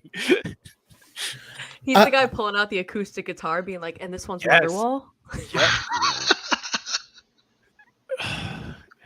He's the guy that's like, you ever heard of a band called Better Than Ezra? And I was like, band, you're not special. Please shut up. No, who invited you? That's all I Can I just say I used to be the guy that pulls out the guitar, but that was only because I'm so introverted that I didn't want to talk to people. I would be hiding behind it. And like a lot of people are like, oh, he wants to show off that he's good. Like, no, I'm not that good. I just don't want to have to talk to people. I'm just gonna play this for like 30 minutes and then go home. That's all I'm gonna do. So yeah, just saying. Sometimes there's more behind it than you think. You're We're hiding back there. You're more like Quinlan Vos than you let on. No, I do love Quinlan Vos because he's the anti Obi-Wan, and in having their dynamic together is just like it was just wonderful because Obi-Wan, even though he's a Jedi and he's in all of these weird situations, he's still refined. You know what I mean? Like Obi-Wan doesn't drink beer. He like. He's bougie, like Quinlan you put him Vos. undercover in a dive bar and people are like, why is that guy there? Like, does someone's doctor come to get a drink, or like, who is this guy? And that's not Quinlan at all. Quinlan drinks PBR, like I said. Yeah. Quinlan shotgunning Red Bulls behind the Jedi temple on the weekends. Quinlan has his own Jaegerator. He's made up like 15 different drinks on his own, and no one can stand when he tells them what's in it. Like, A keg hidden under his bunk. Now, my first introduction to Quinlan was the Legends comics, where he's like a big edgelord and undercover, like spying on Dooku. So that, like, I got into him through those comics, but then seeing him in Clone Wars, going, "Oh, what's up, bro? How you doing?" I was like, "Wow, that's different. That is a change." But I got used to it. And Dark Disciple is fantastic. You should read it, Chase. yeah, Darthman is definitely agreeing. I must read Dark Disciple. It is. I have such a backlog of books right now. It's Yeah. really. But Dark Disciple is unfinished Clone Wars stuff. It was supposed to be an arc on the Clone Wars, so I think it's fitting. Okay. And they are cowards for not animating it. Yes. Cowards. I prefer the book personally. That's fair. But let's move on to my personal favorite era of Star Wars, which is the original trilogy, and kind of just getting into the background characters of that. And I think what's the most important background characters are the patrons of the Mos Eisley Cantina, because they set the stage for everything to come. The characters that we see in Book of Boba Fett and the Clone Wars and Rebels, they are all essentially based off those characters. You know, not every single one, but so many of them. Like the Rodian is introduced, the Ithorian is introduced, the Devaronian is introduced. Like all of these characters are introduced in the Mos Eisley Cantina, and I think it's so interesting that there's one scene. There's a very iconic scene, but it set the stage for all of the species and all of the inhabitants of this galaxy in just one pretty short scene. And I love that scene. I've watched that scene so many times, and it's just bring back the Wolfman. That's all I'll say. But yeah, I love that. I don't know if there's any standout species or any other background characters for you guys throughout the original trilogy. I mean, there's Jawas and the Sand People, all sorts of people that we learn about that set the stage for where we are now. I guess if you're someone that enjoys side characters, you gotta read from a certain point of view, because that's what the book is. Like, we spend so much time inside of the cantina, jumping perspective to random. We find out what Greedo's day was like that day. You know, his last day. we spend time being part of the Moto Nodes, and we find out that Figrin Dan is a terrible person. Yeah, it's there's so many. We follow that weird, Kubas, that is a betrayer. You know, there's so many just interesting little nuggets in there. I don't think you would love it, but there's a lot of really good side characters. But the one I'm gonna shout out is mostly because quoting him always made my little brother laugh while growing up. But Nyan Nub. Nyan Nub is such a cool character. I have my own opinions on Return of the Jedi. I do love the movie, but the interactions with him and Lando are just like so great. Yeah, and it's like it's like one thing, he doesn't speak basic, and we don't need subtitles, but we know exactly what he's saying, and we know exactly what's going on with him. It's kind of like the greatness of like R2-D2 and Chopper and BB-8. And it's like that same effect of like, we don't need to know what you're saying, but we're getting what you're saying. Yeah. But yeah, I guess, yeah, unless you guys do, Alanis, do you have any favorite background characters from the originals? I think honestly you sold it with the cantina. I think that was like one of my first moments where I was like, oh my god, like I'm in a different place. Because like everyone in that cantina obviously is not very humanoid. And I think a lot of the like sci-fi media I had consumed previous to Star Wars, everyone was like, alien but human. And this was like the first time I was like, oh my god, like what the hell is going on here? And I think that is something that Star Wars does super well, in just creating this like atmosphere of there's a huge galaxy out there and a chunk of them are sitting in this dirty, dusty, rundown cantina right now, and you're gonna love every second of it. David, do you have any favorite background or even like smaller characters? So one that comes to mind, and it's like the minorest of minor characters, and this explanation. Boba Fett. No. Good one. Never heard of him. Do you guys remember in The Empire Strikes Back when you overhear this guy saying Imperial troops have entered the base, and then it gets cut off?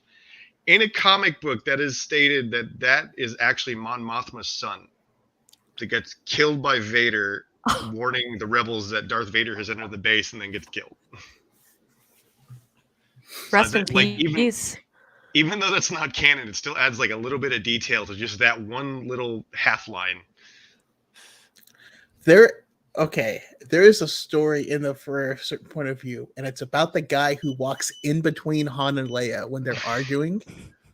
He has a full-on story on Hoth, yeah. And it's amazing. Like, oh my goodness, there's so many in that era now. My brain is just like flooded because like that the book I mentioned before, Twilight Company, part of it takes place on Hoth during that invasion, and part of Lost Stars is also there. We have this like coalition of like all of this stuff. I know it's also shout out to my boy Lobot. I love Lobot. Lobot is such a cool character, and I love where I'm at in Rebels. You know, they've kind of gotten on SIBO with the same thing, and just kind of like how awful that thing really is. But yeah, Lobot's such a cool character. Darth Bane. This is what I mind. The stormtroopers in the reactor having a chat while Obi-Wan is shutting everything down. My favorite thing about the originals is the small, teeny tiny details that have made such a big impact and just had these huge ripples across the universe. And it's something that like we've been experiencing like since the 70s of just like all these theories that have turned into stories that have turned into everything. And it's why Wilbur Hood. Yeah. I mean, even like I just finished going through Rogue Squadron, the first X-Wing book again, and I'm just like, oh yeah, like what are the bounty hunters as a Gand, and we get Oral Quirg, and I'm like, oh yeah, I'd like that dude's like at Mara Jade and Luke Skywalker's wedding. Like there's a big bug hanging out, and it's like all because of like this one bounty hunter that was like a really bad bug costume. And it's just these little tiny things are cool. But again, we could go on with the original trilogies, I think, forever. But another one, like a minor character, Admiral Akbar, one of, that It's a Trap line is become a meme, like an ancient meme at this point. And I've always loved him. Again, it's an older meme, but it checks out. Yeah. But like Lance, like you said, it's like non-humanoid kind of people. Like it's an octopus man, and we get his story fleshed out in the Clone Wars, even like just like so many little things in this. But yeah, kind of like Chaka, what you said. There's one character that a couple people have heard of named Robert A. Fett. Is what it looks like. The Boba Fett from the Book of Boba Fett fame, and has the best origin story in the holiday special. The best Star Wars movie. Just one more round, friends. Does anyone have any Boba Fett thoughts, now that we have the Book of Boba Fett, and again, a small character that has been fleshed out immensely?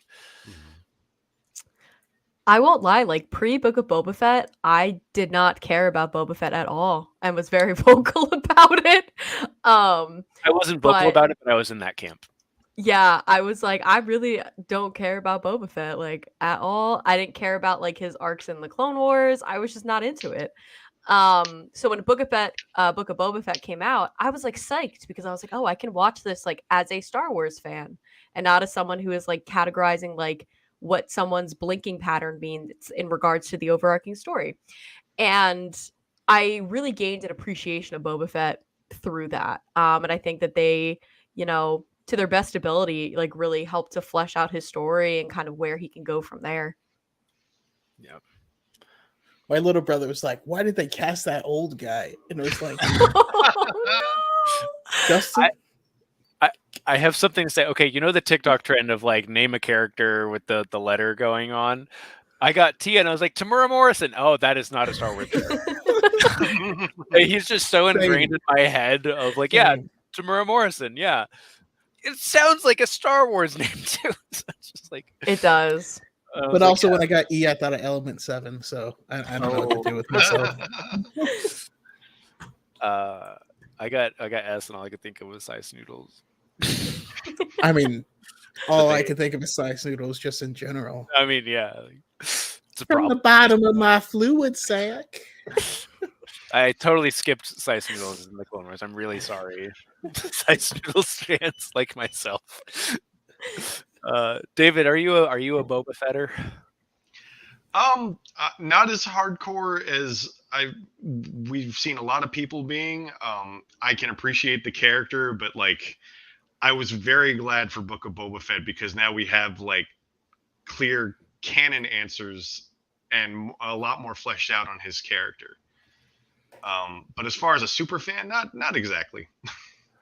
Yeah. I'm like I said, I'm in that same boat. Like Book of Boba, I loved Book of Boba Fett immensely, and it made me really enjoy Boba Fett as a character. But I just want to give a shout out to my favorite minor character turned major character in books. Wedge Antilles has always been my favorite side character of all time. He's such a cool person, and he just always pops up in that era and is like just rereading Rogue Squadron again. It's a very aged book. I don't recommend it unless you really want multiple scenes of two women fighting over young boy and constant descriptions of cleavage. Oh, Miriax. Miriax and Erie Ellen or something like that. It's just like man, this is definitely a 14-year-old boy's fantasy. But Wedge Antilles is the shining beacon of that book because he is like I almost look at him as like that generation or that era is like almost like Padme of just like this person's so good, like he has such a good heart, and he's like I'm never gonna be Luke Skywalker, I know that, but I'm gonna do my best and I'm gonna do as much as I can, and I don't know where the Rogue Squadron movie is gonna take us, but I hope there's some Wedge content in there. He also has a great part in the Aftermath trilogy as well, and in both series, he falls in love and gets screwed over.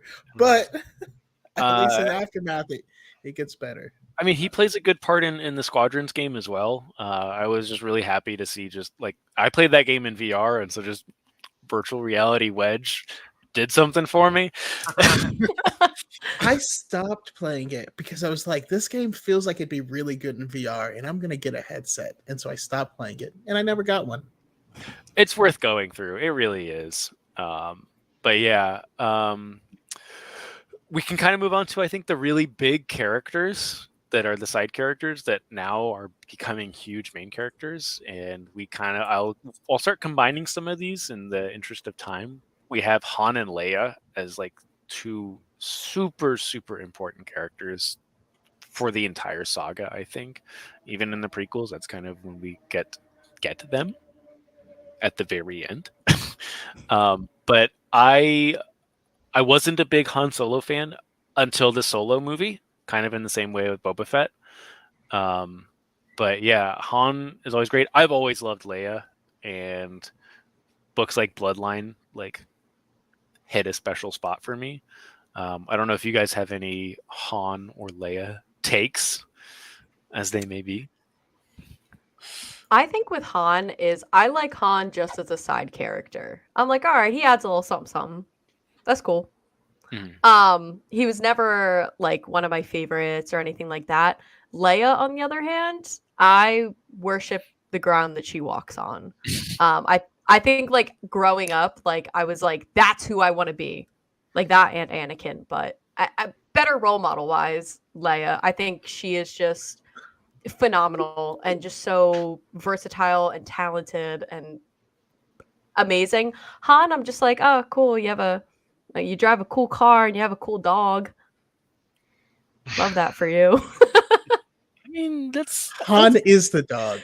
yeah. Chewie owns Han. Let's be real. Accurate. Chewie's another great side character, I think. You know, been there since the Clone Wars. Will be there probably until he gets canonically smushed by a moon. How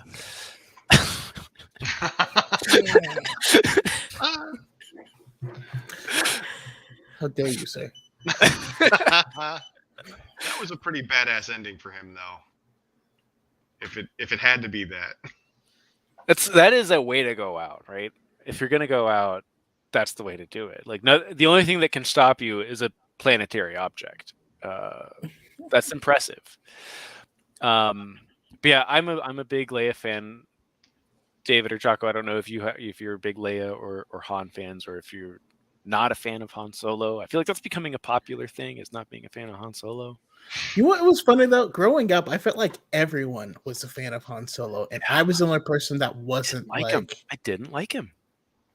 I don't know. He has a ship, and he's gets nicer. You know what I mean? and like to me, he never lived up to Leia. You know what I mean? Like that. Yeah. You know, talk about the. Leia would have been better off with Chewie. Let's be real. but that being said, certain things did make Han grow on me, like Last Shot and stuff like that. And I also, I guess my hot take on him is, I actually really like how I thought their relationship entered a very logical progression that we found through Bloodlines and then subsequently the sequels of like. He's like has wanderlust. Like you can't hold him down, but Leia is so ingrained in the politics and like making the world better that she can't go off and be wild, but they still loved each other very much. Mm-hmm. And so he'd go off and race and stuff and then would come back and then they'd irritate each other and then he'd like go off again, but they were still each other's person. And I kind of like that dynamic for him. It felt real. Yeah, even in Bloodlines, that they had a long distance relationship, and it was very, very evident that's how their relationship was operating. Is Han needed to be on his own, and Leia had to fix the Republic. And so very interesting. But since I've just finished the first season of Rebels, I'll kind of put 3 in 1 because we get all 3 of these. We get Lando Calrissian and Grand Moff Tarkin. Meeting up with the Ghost Crew of Rebels, and I love the Ghost Crew so far. They are so fantastic. Like, no complaints. Like, everyone is a top tier character. Mm-hmm. And Tarkin's great. I did Tarkin the book. Took me a couple tries to get through, but I did like it in the end once I finally pushed through it. It's a James Luceno book. That's all I'll say. Once we get to the Carrion Plateau and like at the end of that book, you're like, oh, that just felt good, you know. But yeah. It's a slog. It takes a while. It'll look better with blood on it. Lando, I love Lando, and I got to. What's funny is even up through 2015, people were still like, Lando betrayed Han. And you're like, do you not realize the situation he was in? They're like, we will burn this whole Cloud City to the ground unless you help us. And he like figured out a way to help everyone and then devoted his life to rescuing Han and the cause. And you're like, that's the best, you know? And yeah. Lando's He's a pretty good guy all around. I like him. I think I will say this, Donald Glover nailed it Mhm. with Lando. Like Supreme. unbelievably knocked it out of the park playing Lando, like a young Lando. It was one of those things of like, I heard that Donald Glover was going to be playing Lando. I'm like, oh, that's a great choice. And then when I saw the movie, I'm like, this is unbelievable how good he is at this. And I hope he comes back. I hope we get more content between that time, between the prequels and the originals. And I hope he just gets another chance to do it because he was so good. Also, shout out to the book Last Shot. It takes place in 3 different time periods. So we get Han pretty much right after Solo. Like it starts with him drunk after being dumped. When was that written? Because I might be thinking of a different book. Last Shot was written right after Solo Okay. by Daniel Jose Older. You might be thinking of Smuggler's Run, No, which is like an older. there's a Han Solo book written by James S.A. Corey, which is the 2 authors of The Expanse, that they wrote a Star Wars book based on Han Solo that I want, and it was right before Disney purchased Star Wars, so it's not canon. But I'm like, I want to know how those 2 guys would write about the Millennium Falcon. Interesting. No, so Last Shot is it's a story about young Lando with the Falcon and young Han with the Falcon, and then both of them as adults, where like Ben is like 3 or 4, and they go on one last mission together in the Falcon, and it's wild. It's just a wild journey. Nice. I'll have to check it out. Also, shout out to today's sponsor for Just Me and Alanis, which is Dunkin' Donuts. Said that earlier. But closing out the original trilogy, I think it's a character that I have always enjoyed as a kid and have enjoyed seeing how he's been brought back into the Star Wars canon, and that is Grand Admiral Thrawn.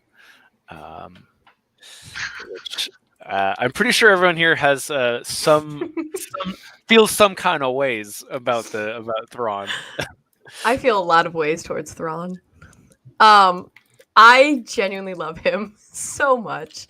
I think one of the coolest things about Thrawn is like obviously, there's Heir to the Empire Thrawn, which is Peepaw Thrawn, and that is just so interesting to analyze and look at.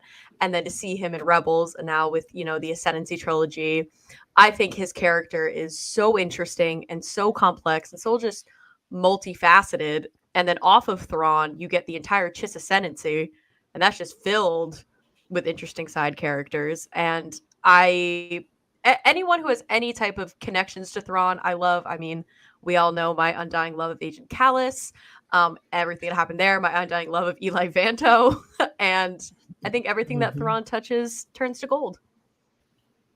It's very interesting seeing the characters in Rebels that I did not know about while reading the new Thrawn trilogy, not the Ascendancy trilogy, but the new canon one. And I'm like, oh my god. Like, I know these characters, they're from a book. And Arenda Price origin story, yeah, that must be weird to read it in that order. It is so strange, like knowing that first book where Arenda Price is such a huge part of that book, and then it's like it's just Governor Price now, like it is, and it's just like, wow, she was a good person until they sprayed her with drugs. I still laugh about that. He's like, gotcha. And she's like, but that is a lot of people's story. But yeah, I mean, Thrawn is. David, do you have any Thrawn opinions? So I have not read the Ascendancy trilogy yet. I am working on Treason, which is the last book of like that first canon trilogy.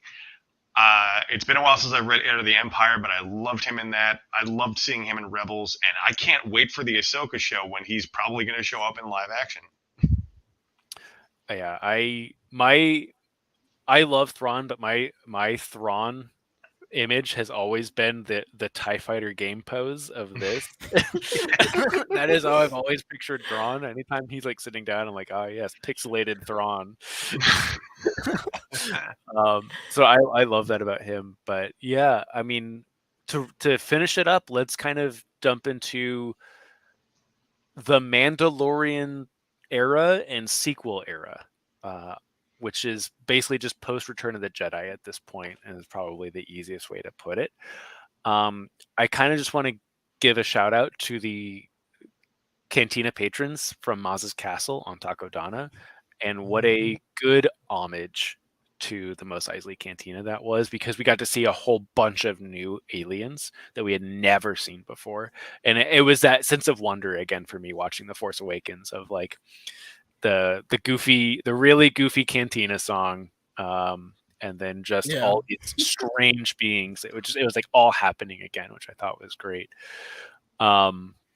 But yeah, I don't know if there's any for you, if there's any other of the minor characters. I mean, with the Book of Boba Fett, we got a bunch. You know, we kind of had like the mods, we had the going into the Sand People, and the sequels. Cobb There's Vanth. Cobb Vanth. I put him in minor, not so much background, but minor. He's a good boy. Yeah. Bazine Natal comes to mind. She was like a weird spy lady that was hanging out to the Doanidin, whatever, who called the First Order on him. I gotta do oh my goodness, sorry. There's a lot in the sequel trilogy as well. I know we say this for every single one, but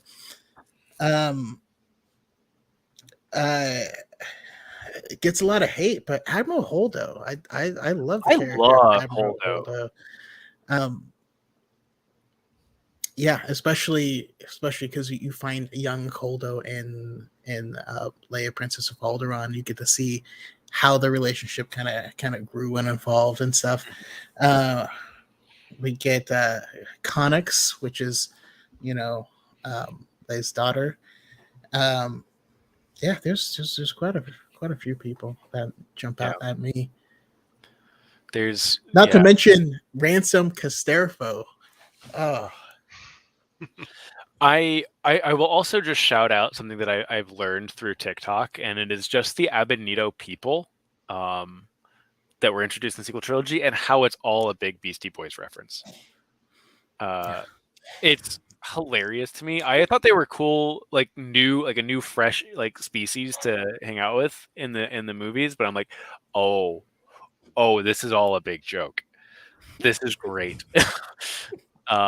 But yeah, kind of like jumping into the minor characters that we kind of develop. I will start off with the greatest character that has ever been introduced into Star Wars of all time, Babu Frick. I am semi-joking when I say that, but I love Babu Frick. Babu Frick was like the perfect, like, interesting character that I just want more of. And he's perfectly funny.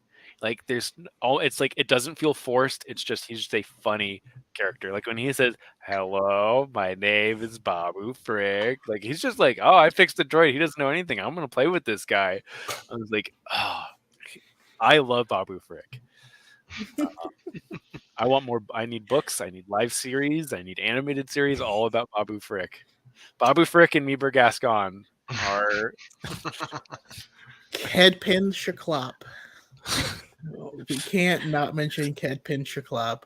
He's on Canto Bight. He won a contest from his company. He sells vaporators, and the more his story unfolds, it gets so weird, and it starts to get dark at the end of his like own personal story. It's hilarious though. He's just like this nice guy. And he's like, "Yep," and I'm just on vacation. I'm doing my thing in this corrupt place. But you find out like he's no stranger to corruption himself. It's interesting. Yeah. The one thing that I think is so cool now that we're moving into these like live action TV series is we're starting to get these either comic book, or animated series characters brought to life. And the two ones that like I think, obviously we talked about Ahsoka, but the two ones that we got recently with Mandalorian and Book of Boba Fett was Chrysanthemum and Bo-Katan, like in real life, which I think was really cool. Like I had known of Bo-Katan when The Mandalorian came out, but like watching the Clone Wars after, I'm like, oh wow, this is really interesting to see her like animated after the fact, but then also seeing Chrysanthemum. Bo-Katan's a divisive one for a lot of people. I'd be interested in you guys' opinions of Bo-Katan. Girl boss. Gatekeep. Gaslight. Would I say I like Bo-Katan? Verdict's still out on that. Do I absolutely love watching the unhinged like banter that she has? Do I love her just like I'm gonna do this my way attitude? Love that for her. I don't know if I necessarily like her, but I think she's someone super interesting to follow. I like Bo-Katan. I do. I like the fact that a bit of Satine lives on, and it's something that like she's interesting to me because it is like she has that like almost religious trauma about her that she's still working through. And yes, she is unhinged. She reminds me a lot of like ex-evangelicalists that like didn't learn their lessons and are still like they became bad people from the religion, but they carried on being bad people after they left their religion. And I'm like, oh, you'll figure it out one day. But yeah, I don't know, David. Do you have any Bo-Katan thoughts, or even Chrysanthemum thoughts? Well, as far as Chrysanthemum, he moved up as like my favorite Wookiee with the Book of Boba Fett for sure. I've read him in some of the comics, but with Bo-Katan, I really like her as a character, especially that scene. Shout out to her and Cosca Reeves. Cosca Reeves is also played by Sasha Banks, who is a wrestler, and gives Boba Fett a DDT, just like spins and nails his head down to the ground. But that scene was awesome. And yeah, she's a very complex character, but not one of those, like another cautionary tale, let's say. Mm-hmm. There's a lot of those in Star Wars. Yeah. Star Wars is just a cautionary tale. Don't go to war. But yeah, I guess I'll kind of like go ahead. Real quick, I just want to run through a list because Tam from Resistance, love her. That redemption arc is beautiful. Vi Marati and Captain Cardinal, that we get them, and we get her in both the Phasma book and Black Spire. Actually, both of them are in both, but Captain Cardinal becomes a real person in the second book. Also, Yeager from Resistance. Yeah, Yeager's fantastic. He's fun about his brother and his family and all this stuff. Also, shout out to Mr. Bones and Snap Wexley, Sinjir Wrath Velas, and underrated character, goddamn Major Soren Keys. I love him, and Chasna Chaddock. The Alphabet Squadron crew. Erica Quells a whole other episode, but the Alphabet Squadron crew, I cannot recommend that trilogy enough. I think if you want to know, like, I think that book series, just like what Clone Wars wanted to do in 7 seasons, Alphabet Squadron did in a 3 series book of like war is hell for sure. But like the growth and like the camaraderie that you get in that book, and yeah, Soren Keys, best villain / mentor you I could don't even know what he is. I want to hug him, but punch him. Yeah, he's such a. The characters in that book are so complex, but they're so easy to follow at the same time. Like props to Alexander Freed for writing like literally the best trilogy of Star Wars. Like it's a fact at this point for me. So if you love him, definitely Twilight Company. I don't really recommend it to people, but that was his first Star Wars book. Nice. Yeah, I will also shout out Resistance character Nico Vozo. Just wholesomeness embodied. Always doing the right thing. Doesn't realize that there's bad things in the world. Does not comprehend like the concept of bad. And he's just so great. But also, and the Doza family, the whole family. Yeah, I like them. like them. I like Captain Doze is really cool in a horrible situation. Resistance is great. People need to stop talking crap about Resistance. It's fantastic. I do want to shout out Tally Lintra as probably my favorite minor sequel character. I love her. Done dirty. We need more Tally Lintra. Are there any minor characters that you guys want to talk about? Sequels, Mandalorian, Boba Fett? I just gotta say, because you can kind of timeline wise, but like I gotta mention Agent Callus because I didn't before. I think one Yeah. of the most interesting minor characters to come out of the animated side of things. If we don't get any more content with him, I might implode. But I think just like following his story in Rebels and what he has become, and kind of the one well, technically 3 offshoot comics with him hunting Han and then Jovan, and then later on we get to see how he acts as Fulcrum. I think is really really interesting, and they show him as kind of like the turncoat. But I think that they do it in a way that feels very authentic. He goes on his own terms. He comes to everything on his own. And I think he's beautiful in every sense of the word. And I need more Agent Callus content. It is cool in Rebels seeing the ISB. It is really cool seeing that. Like realize I like that a lot. Did I mention Sinjir Valthalis? Because if I didn't, I'm sorry. I don't But think yeah. you did. And the one thing, to round that out, kind of even out of that, is Harrison Dula. Hmm. Queen. I was I wasn't introduced, but I knew who she was. But I really got to know Hera through Alphabet Squadron, and she is such an unbelievably great character in that series. She's great in the Squadrons video game, and I have fallen back in love with Harrison Dula watching Rebels, and just how she is the glue keeping everything together all the time. But yeah, I mean, if there's anything else, we can kind of round it out with the main supporting characters of the sequel trilogy / the Mandalorian series. Yeah, I mean, if there's any ones you want to go, other than that, we can jump into. I think we should jump into Finn, because lots of words have been said about Finn from inception to now, and I like Finn a lot. I have hot takes about Finn and Poe, but yeah, I'll let anyone go about Finn if they want to go real quick. Chaco, you look like you want to say something about Finn. Oh, I could write books about Finn. I'm hoping I do. No, I love Finn, and I really love his journey. I think because there's a lot of weird stuff that gets said, and I think it a lot of it comes from really bad places.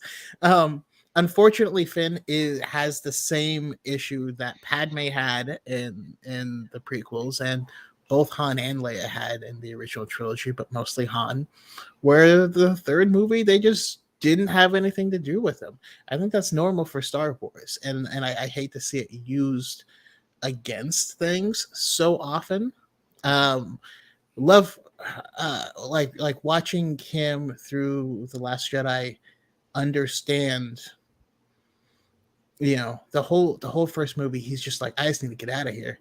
I just want to come, and yeah, I'm gonna come back and help my friend, and then we're gone. Mentality to actually joining and being willing to risk his life. I know that resonated with me. I didn't need him to become a Jedi in the movies, mostly because the narrative of the first movie wouldn't allow for it. It ends with Rey together with Luke, and he's in a coma. So, just like I wouldn't really want Leia becoming a Jedi in the original trilogy, because that was Luke's story. I'd love to get that separately in a book or something. But yeah, there's so much that could be said. I was so on board with him from the first trailer, but I remember never experiencing that much level of racism as a fan. It was crazy. I had people like, "How dare they make a black stormtrooper?" And I was like, "There's aliens!" Like, I remember distinctly like talking to a self-proclaimed like liberal mother that was like, but I thought all of the stormtroopers were clones, so it doesn't make sense for them to make him a black man. And I'm like, did you watch the movies like 1 through 6? Did you like, you've had enough time to watch them now? You've had since the 70s, right, to get through all of this. They all are dying, if not dead.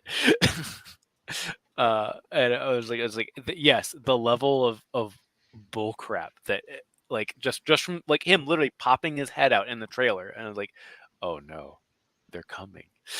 people were like, "I'm not gonna watch this movie." Then, and you're like, "But I'm not racist, but I don't think they should have a black man." Yeah. And you're like, oh, Mhm. interesting.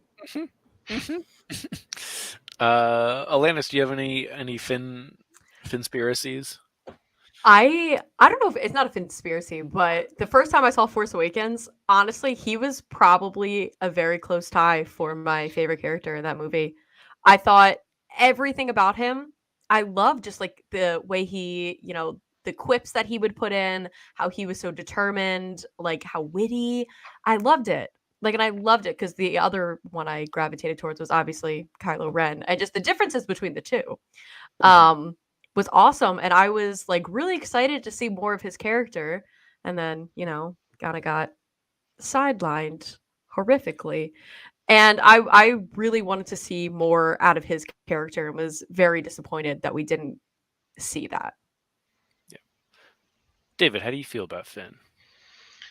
I think in The Last Jedi, Finn and Poe should have switched places, like as to where they went. Like Poe should have gone with Rose, and Finn should have been able to follow Rey and then train as a Jedi in some fashion.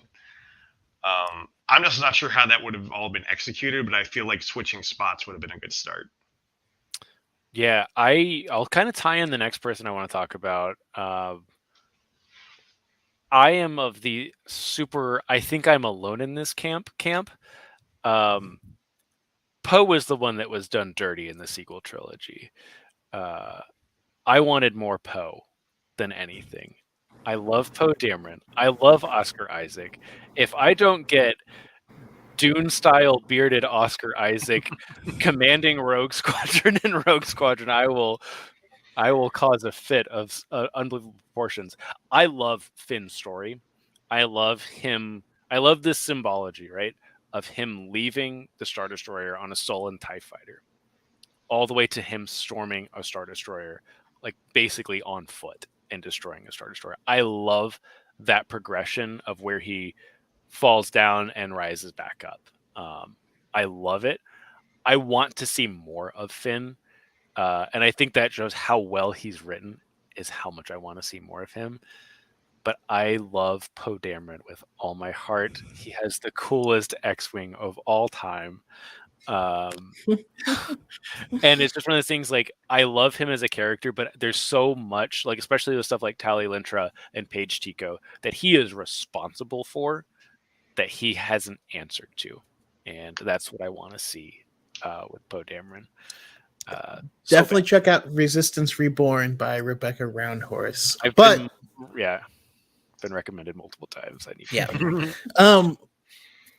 but it's interesting because I get what you're saying, and I do feel like the writer's attention got split because he was such a cool person, that because he was supposed to die in The Force Awakens, and they're like, he's too damn charismatic. All right, he lived and he got off Jakku somehow and made it back, and now he's in the Yeah, I love him so much, and I know, like, I don't want that to seem like I don't love Finn, because I do. I think John Boyega like knocked it out of the park as Finn. I want to see him more. I want to see a show that just revolves around Finn. I want to see just the Finn show. I think that would be fantastic, and I think post Rise of Skywalker is the perfect place to do it. But yeah, I think we can kind of finish it up with some of the Mandalorian side characters that I think everyone's grown to love, and that's Fennec Shan and Cobb Vanth.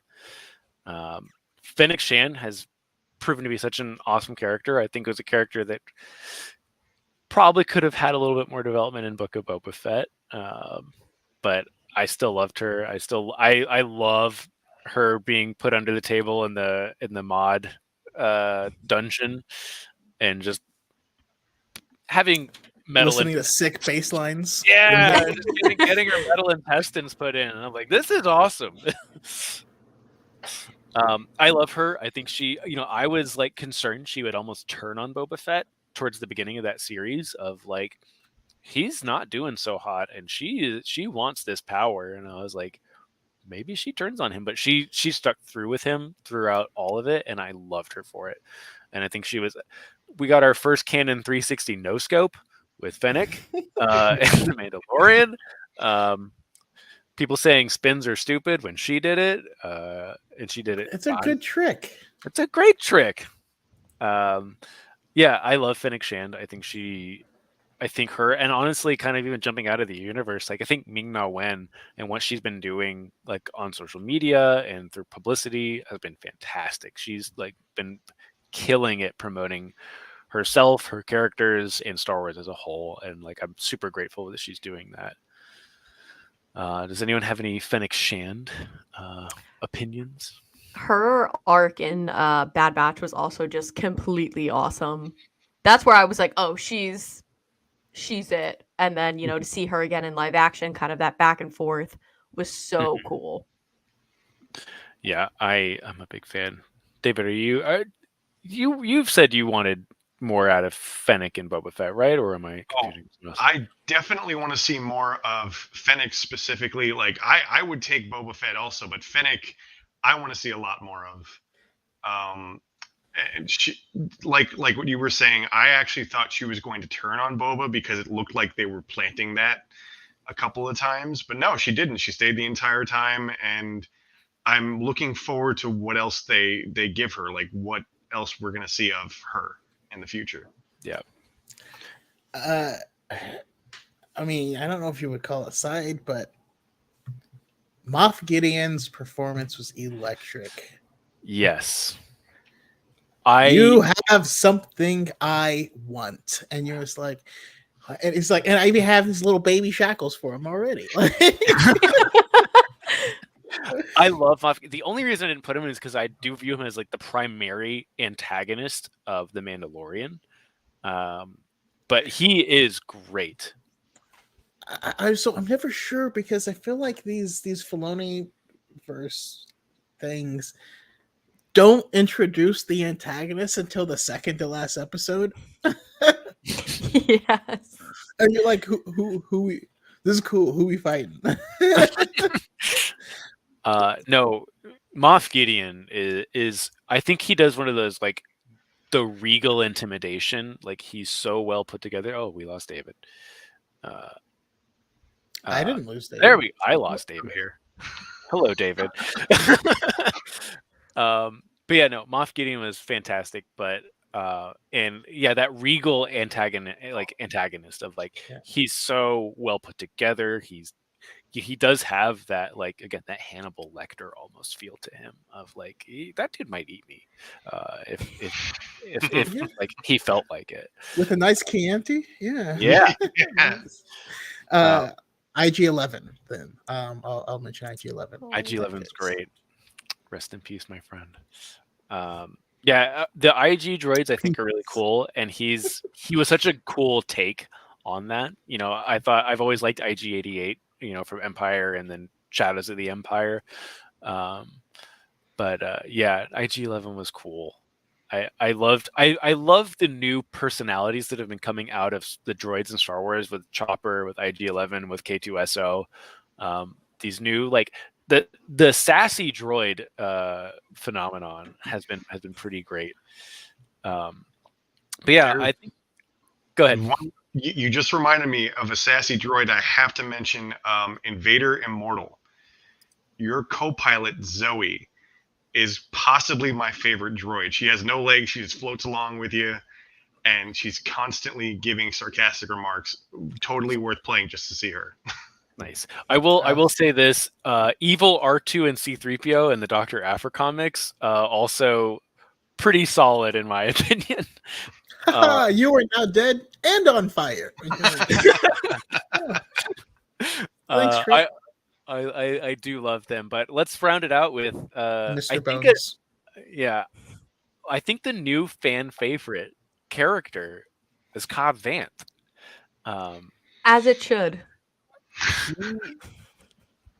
He does so many different things for so many different people, and I mean like fans, not like in Star Wars. Like he makes people feel so many different ways. He's Thirst. Yes, primarily thirst. Like salt and pepper daddy. Guilty as charged. It is one of those things when he comes on screen in Mandalorian with the Boba Fett armor, you're like, that's not Boba Fett. I don't really care. Can we be honest? That's the thirstiest show that Star Wars has ever made. Is the Book of Boba Fett? Yes. Sorry, Lanus.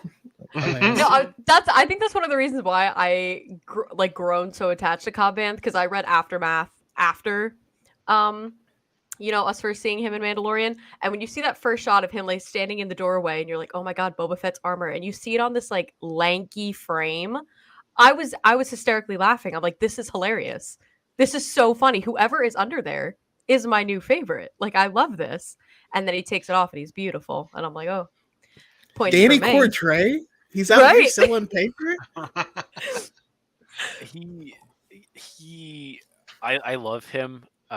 He represents so many great things about Star Wars. Like, Star Wars is really good as a Western, and he embodies that fully. But yeah, he's become one of my favorites, and the last little bit of Book of Boba Fett of just him in the back of the tank, it's like, okay, good. And like, I know there's so many people we've missed tonight, even with Cobb Vanth, we got Cad Bane and Hondo Anaka. We have all of the bounty hunters. There's so many people. That's what makes, I think, Star Wars so unbelievably great, is that we could literally break this into like a 12-part episode of all the side characters. But yeah, is there any other side characters you want to shout out before we kind of close it out? Tick. Okay. I think Tech is a side character on the Bad Batch crew, but I love Tech so much. Mm-hmm. I need more Tech. I was saying that I know it doesn't fit, but now that we know that Christopher Lloyd is going to be in Star Wars, I was like, he could be Tech. He'd be a really good Tech. Alanis, is there any other side characters you want to shout out? The man, the myth, the legend, Salacious B. Crumb. An icon. The thirstiest Star Wars character. Right? I absolutely adore Salacious B. Crumb with every fiber of my being. There's like a Legends comic about like how he got into like Jabba's service, which I think is so funny. I think he's a little scrunkly little rat man, and I love him. He's great. I love the story of him, of how like one of the like animators was drunk and his shoelaces were untied. He's like, "Oh, sorry, I have to tie my shoelaces." And I'm like, "Oh, that's what we're gonna name him." David, are there any other side shout outs you want to go over that we missed? Not anything coming to mind. There's a lot. There's way too many. It's a lot. It's a big. Just real quick. Ula. Okay. Ula coming back after all those years, and like them filming more was amazing. And I don't know, 6 boobs. I was going to say, if you guys want to come back on for the thirstiest characters of Star Wars, I think we could definitely headline with Lady Proxima. Yeah, with them hands too. Everything you can imagine. But yeah, I mean, to close it all out, I think the coolest thing we have is that all these characters we've been talking about are now slowly becoming the stars of their own shows and movies. I mean, we had Solo, the Book of Boba Fett, we have Kenobi and Ahsoka coming, we have Andor coming. We didn't even touch on to any of the single Rogue One characters. We have Cassian and Chirrut, we have K2SO, the Queen's And trilogy. Borgullet, of course. Yeah. Borgullet. We have the Queen's trilogy. Queen's Hope is coming out in a week. Officially, we have, we talked on like Wedge Antilles, in the X-Wing series, and then we obviously have, a character that started in a book and has become a sensation. We have like Grand Admiral Thrawn, and I could totally see us at some point getting a Thrawn live action show or movie at some point. But yeah, we'll close it out with another 2-part question. What's your favorite ship? What's your favorite ship? David. Okay, so Starship is tied for X-Wing and Millennium Falcon. Okay. Relationship is Mara Jade and Luke Skywalker. That's a solid answer. I like it. Chaco. What's your favorite ship? What's your favorite ship? Okay. Okay. I'm gonna have to call it in 2 different ways. Legends, the Stealth X, and Jaina and why is Baron Jagged Fell's Fell? first name? Yeah, Jagged. I don't know why I couldn't think of his first name. But Jagged just flying around in the Stealth X, like just trying to intimidate people with the ship because it looks so badass, is a thing that happens. Like he's like, yeah, I can't fully fly it because I'm not force sensitive, but it looks so badass that people will be afraid. And then in canon, I gotta go with Thane and Ciena Ree. Their love could move mountains. And then for canon ship, I'll give it to the Jedi Vector. Okay. I like the Vector. I was really hesitant on the Vector when I first heard about the lightsaber ignition key, and then I was like, all right, that's kind of cool. It's a little bit of nice flair, like especially when the HUD matches. They're like, all right, that's pretty cool. Yeah. That's pretty cool. Alanis, favorite ship. Ship 110% the Chimera. Okay. Favorite other ship, even tie between Quinlan and Ventress and Thras and me. 2 of the best ships. What? Unbeatable, I would say. Can I change mine to that one? Atlantis and Thras. My favorite ship. I will say EU. It's not a ship, but TIE Tank. If you've never seen it, look it up. It's the dumbest shit in the history of Star Wars. I love it so much. If you're gonna complain about the treads and Rise of Skywalker, you need to complain about the TIE Tank. Could be worse. It could be a weird Yuuzhan Vong like. The Galaxy ship is cool. Leave it alone. It's a big flesh spiral. Yeah, it looks like is it called a Century Tank too? Because that's what came up. I can't. There's. It's. I think it's like literally the TIE TN or something like that is what it is. Century Tank, TIE Crawler, TIE Tank. Yeah, it looks very questionable. Oh, it's terrible. I love it. I would live in it. But my favorite ship, the X-Wing, T-70. It's so cool. Black One is it's so beautiful. Favorite ship, sorry, spoilers. Erica and Chas. Yeah. Sorry for spoilers. It is a spoiler, but it's so good. Enemies to lovers all the way. Sam and Diana. Sam and Diane. But yeah, for non-spoilership, Zero and Sai Snoodles. Thank you for watching.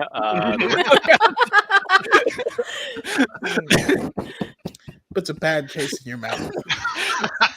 That's how I gotta leave it. Thank you for watching. I want to do some introductions now.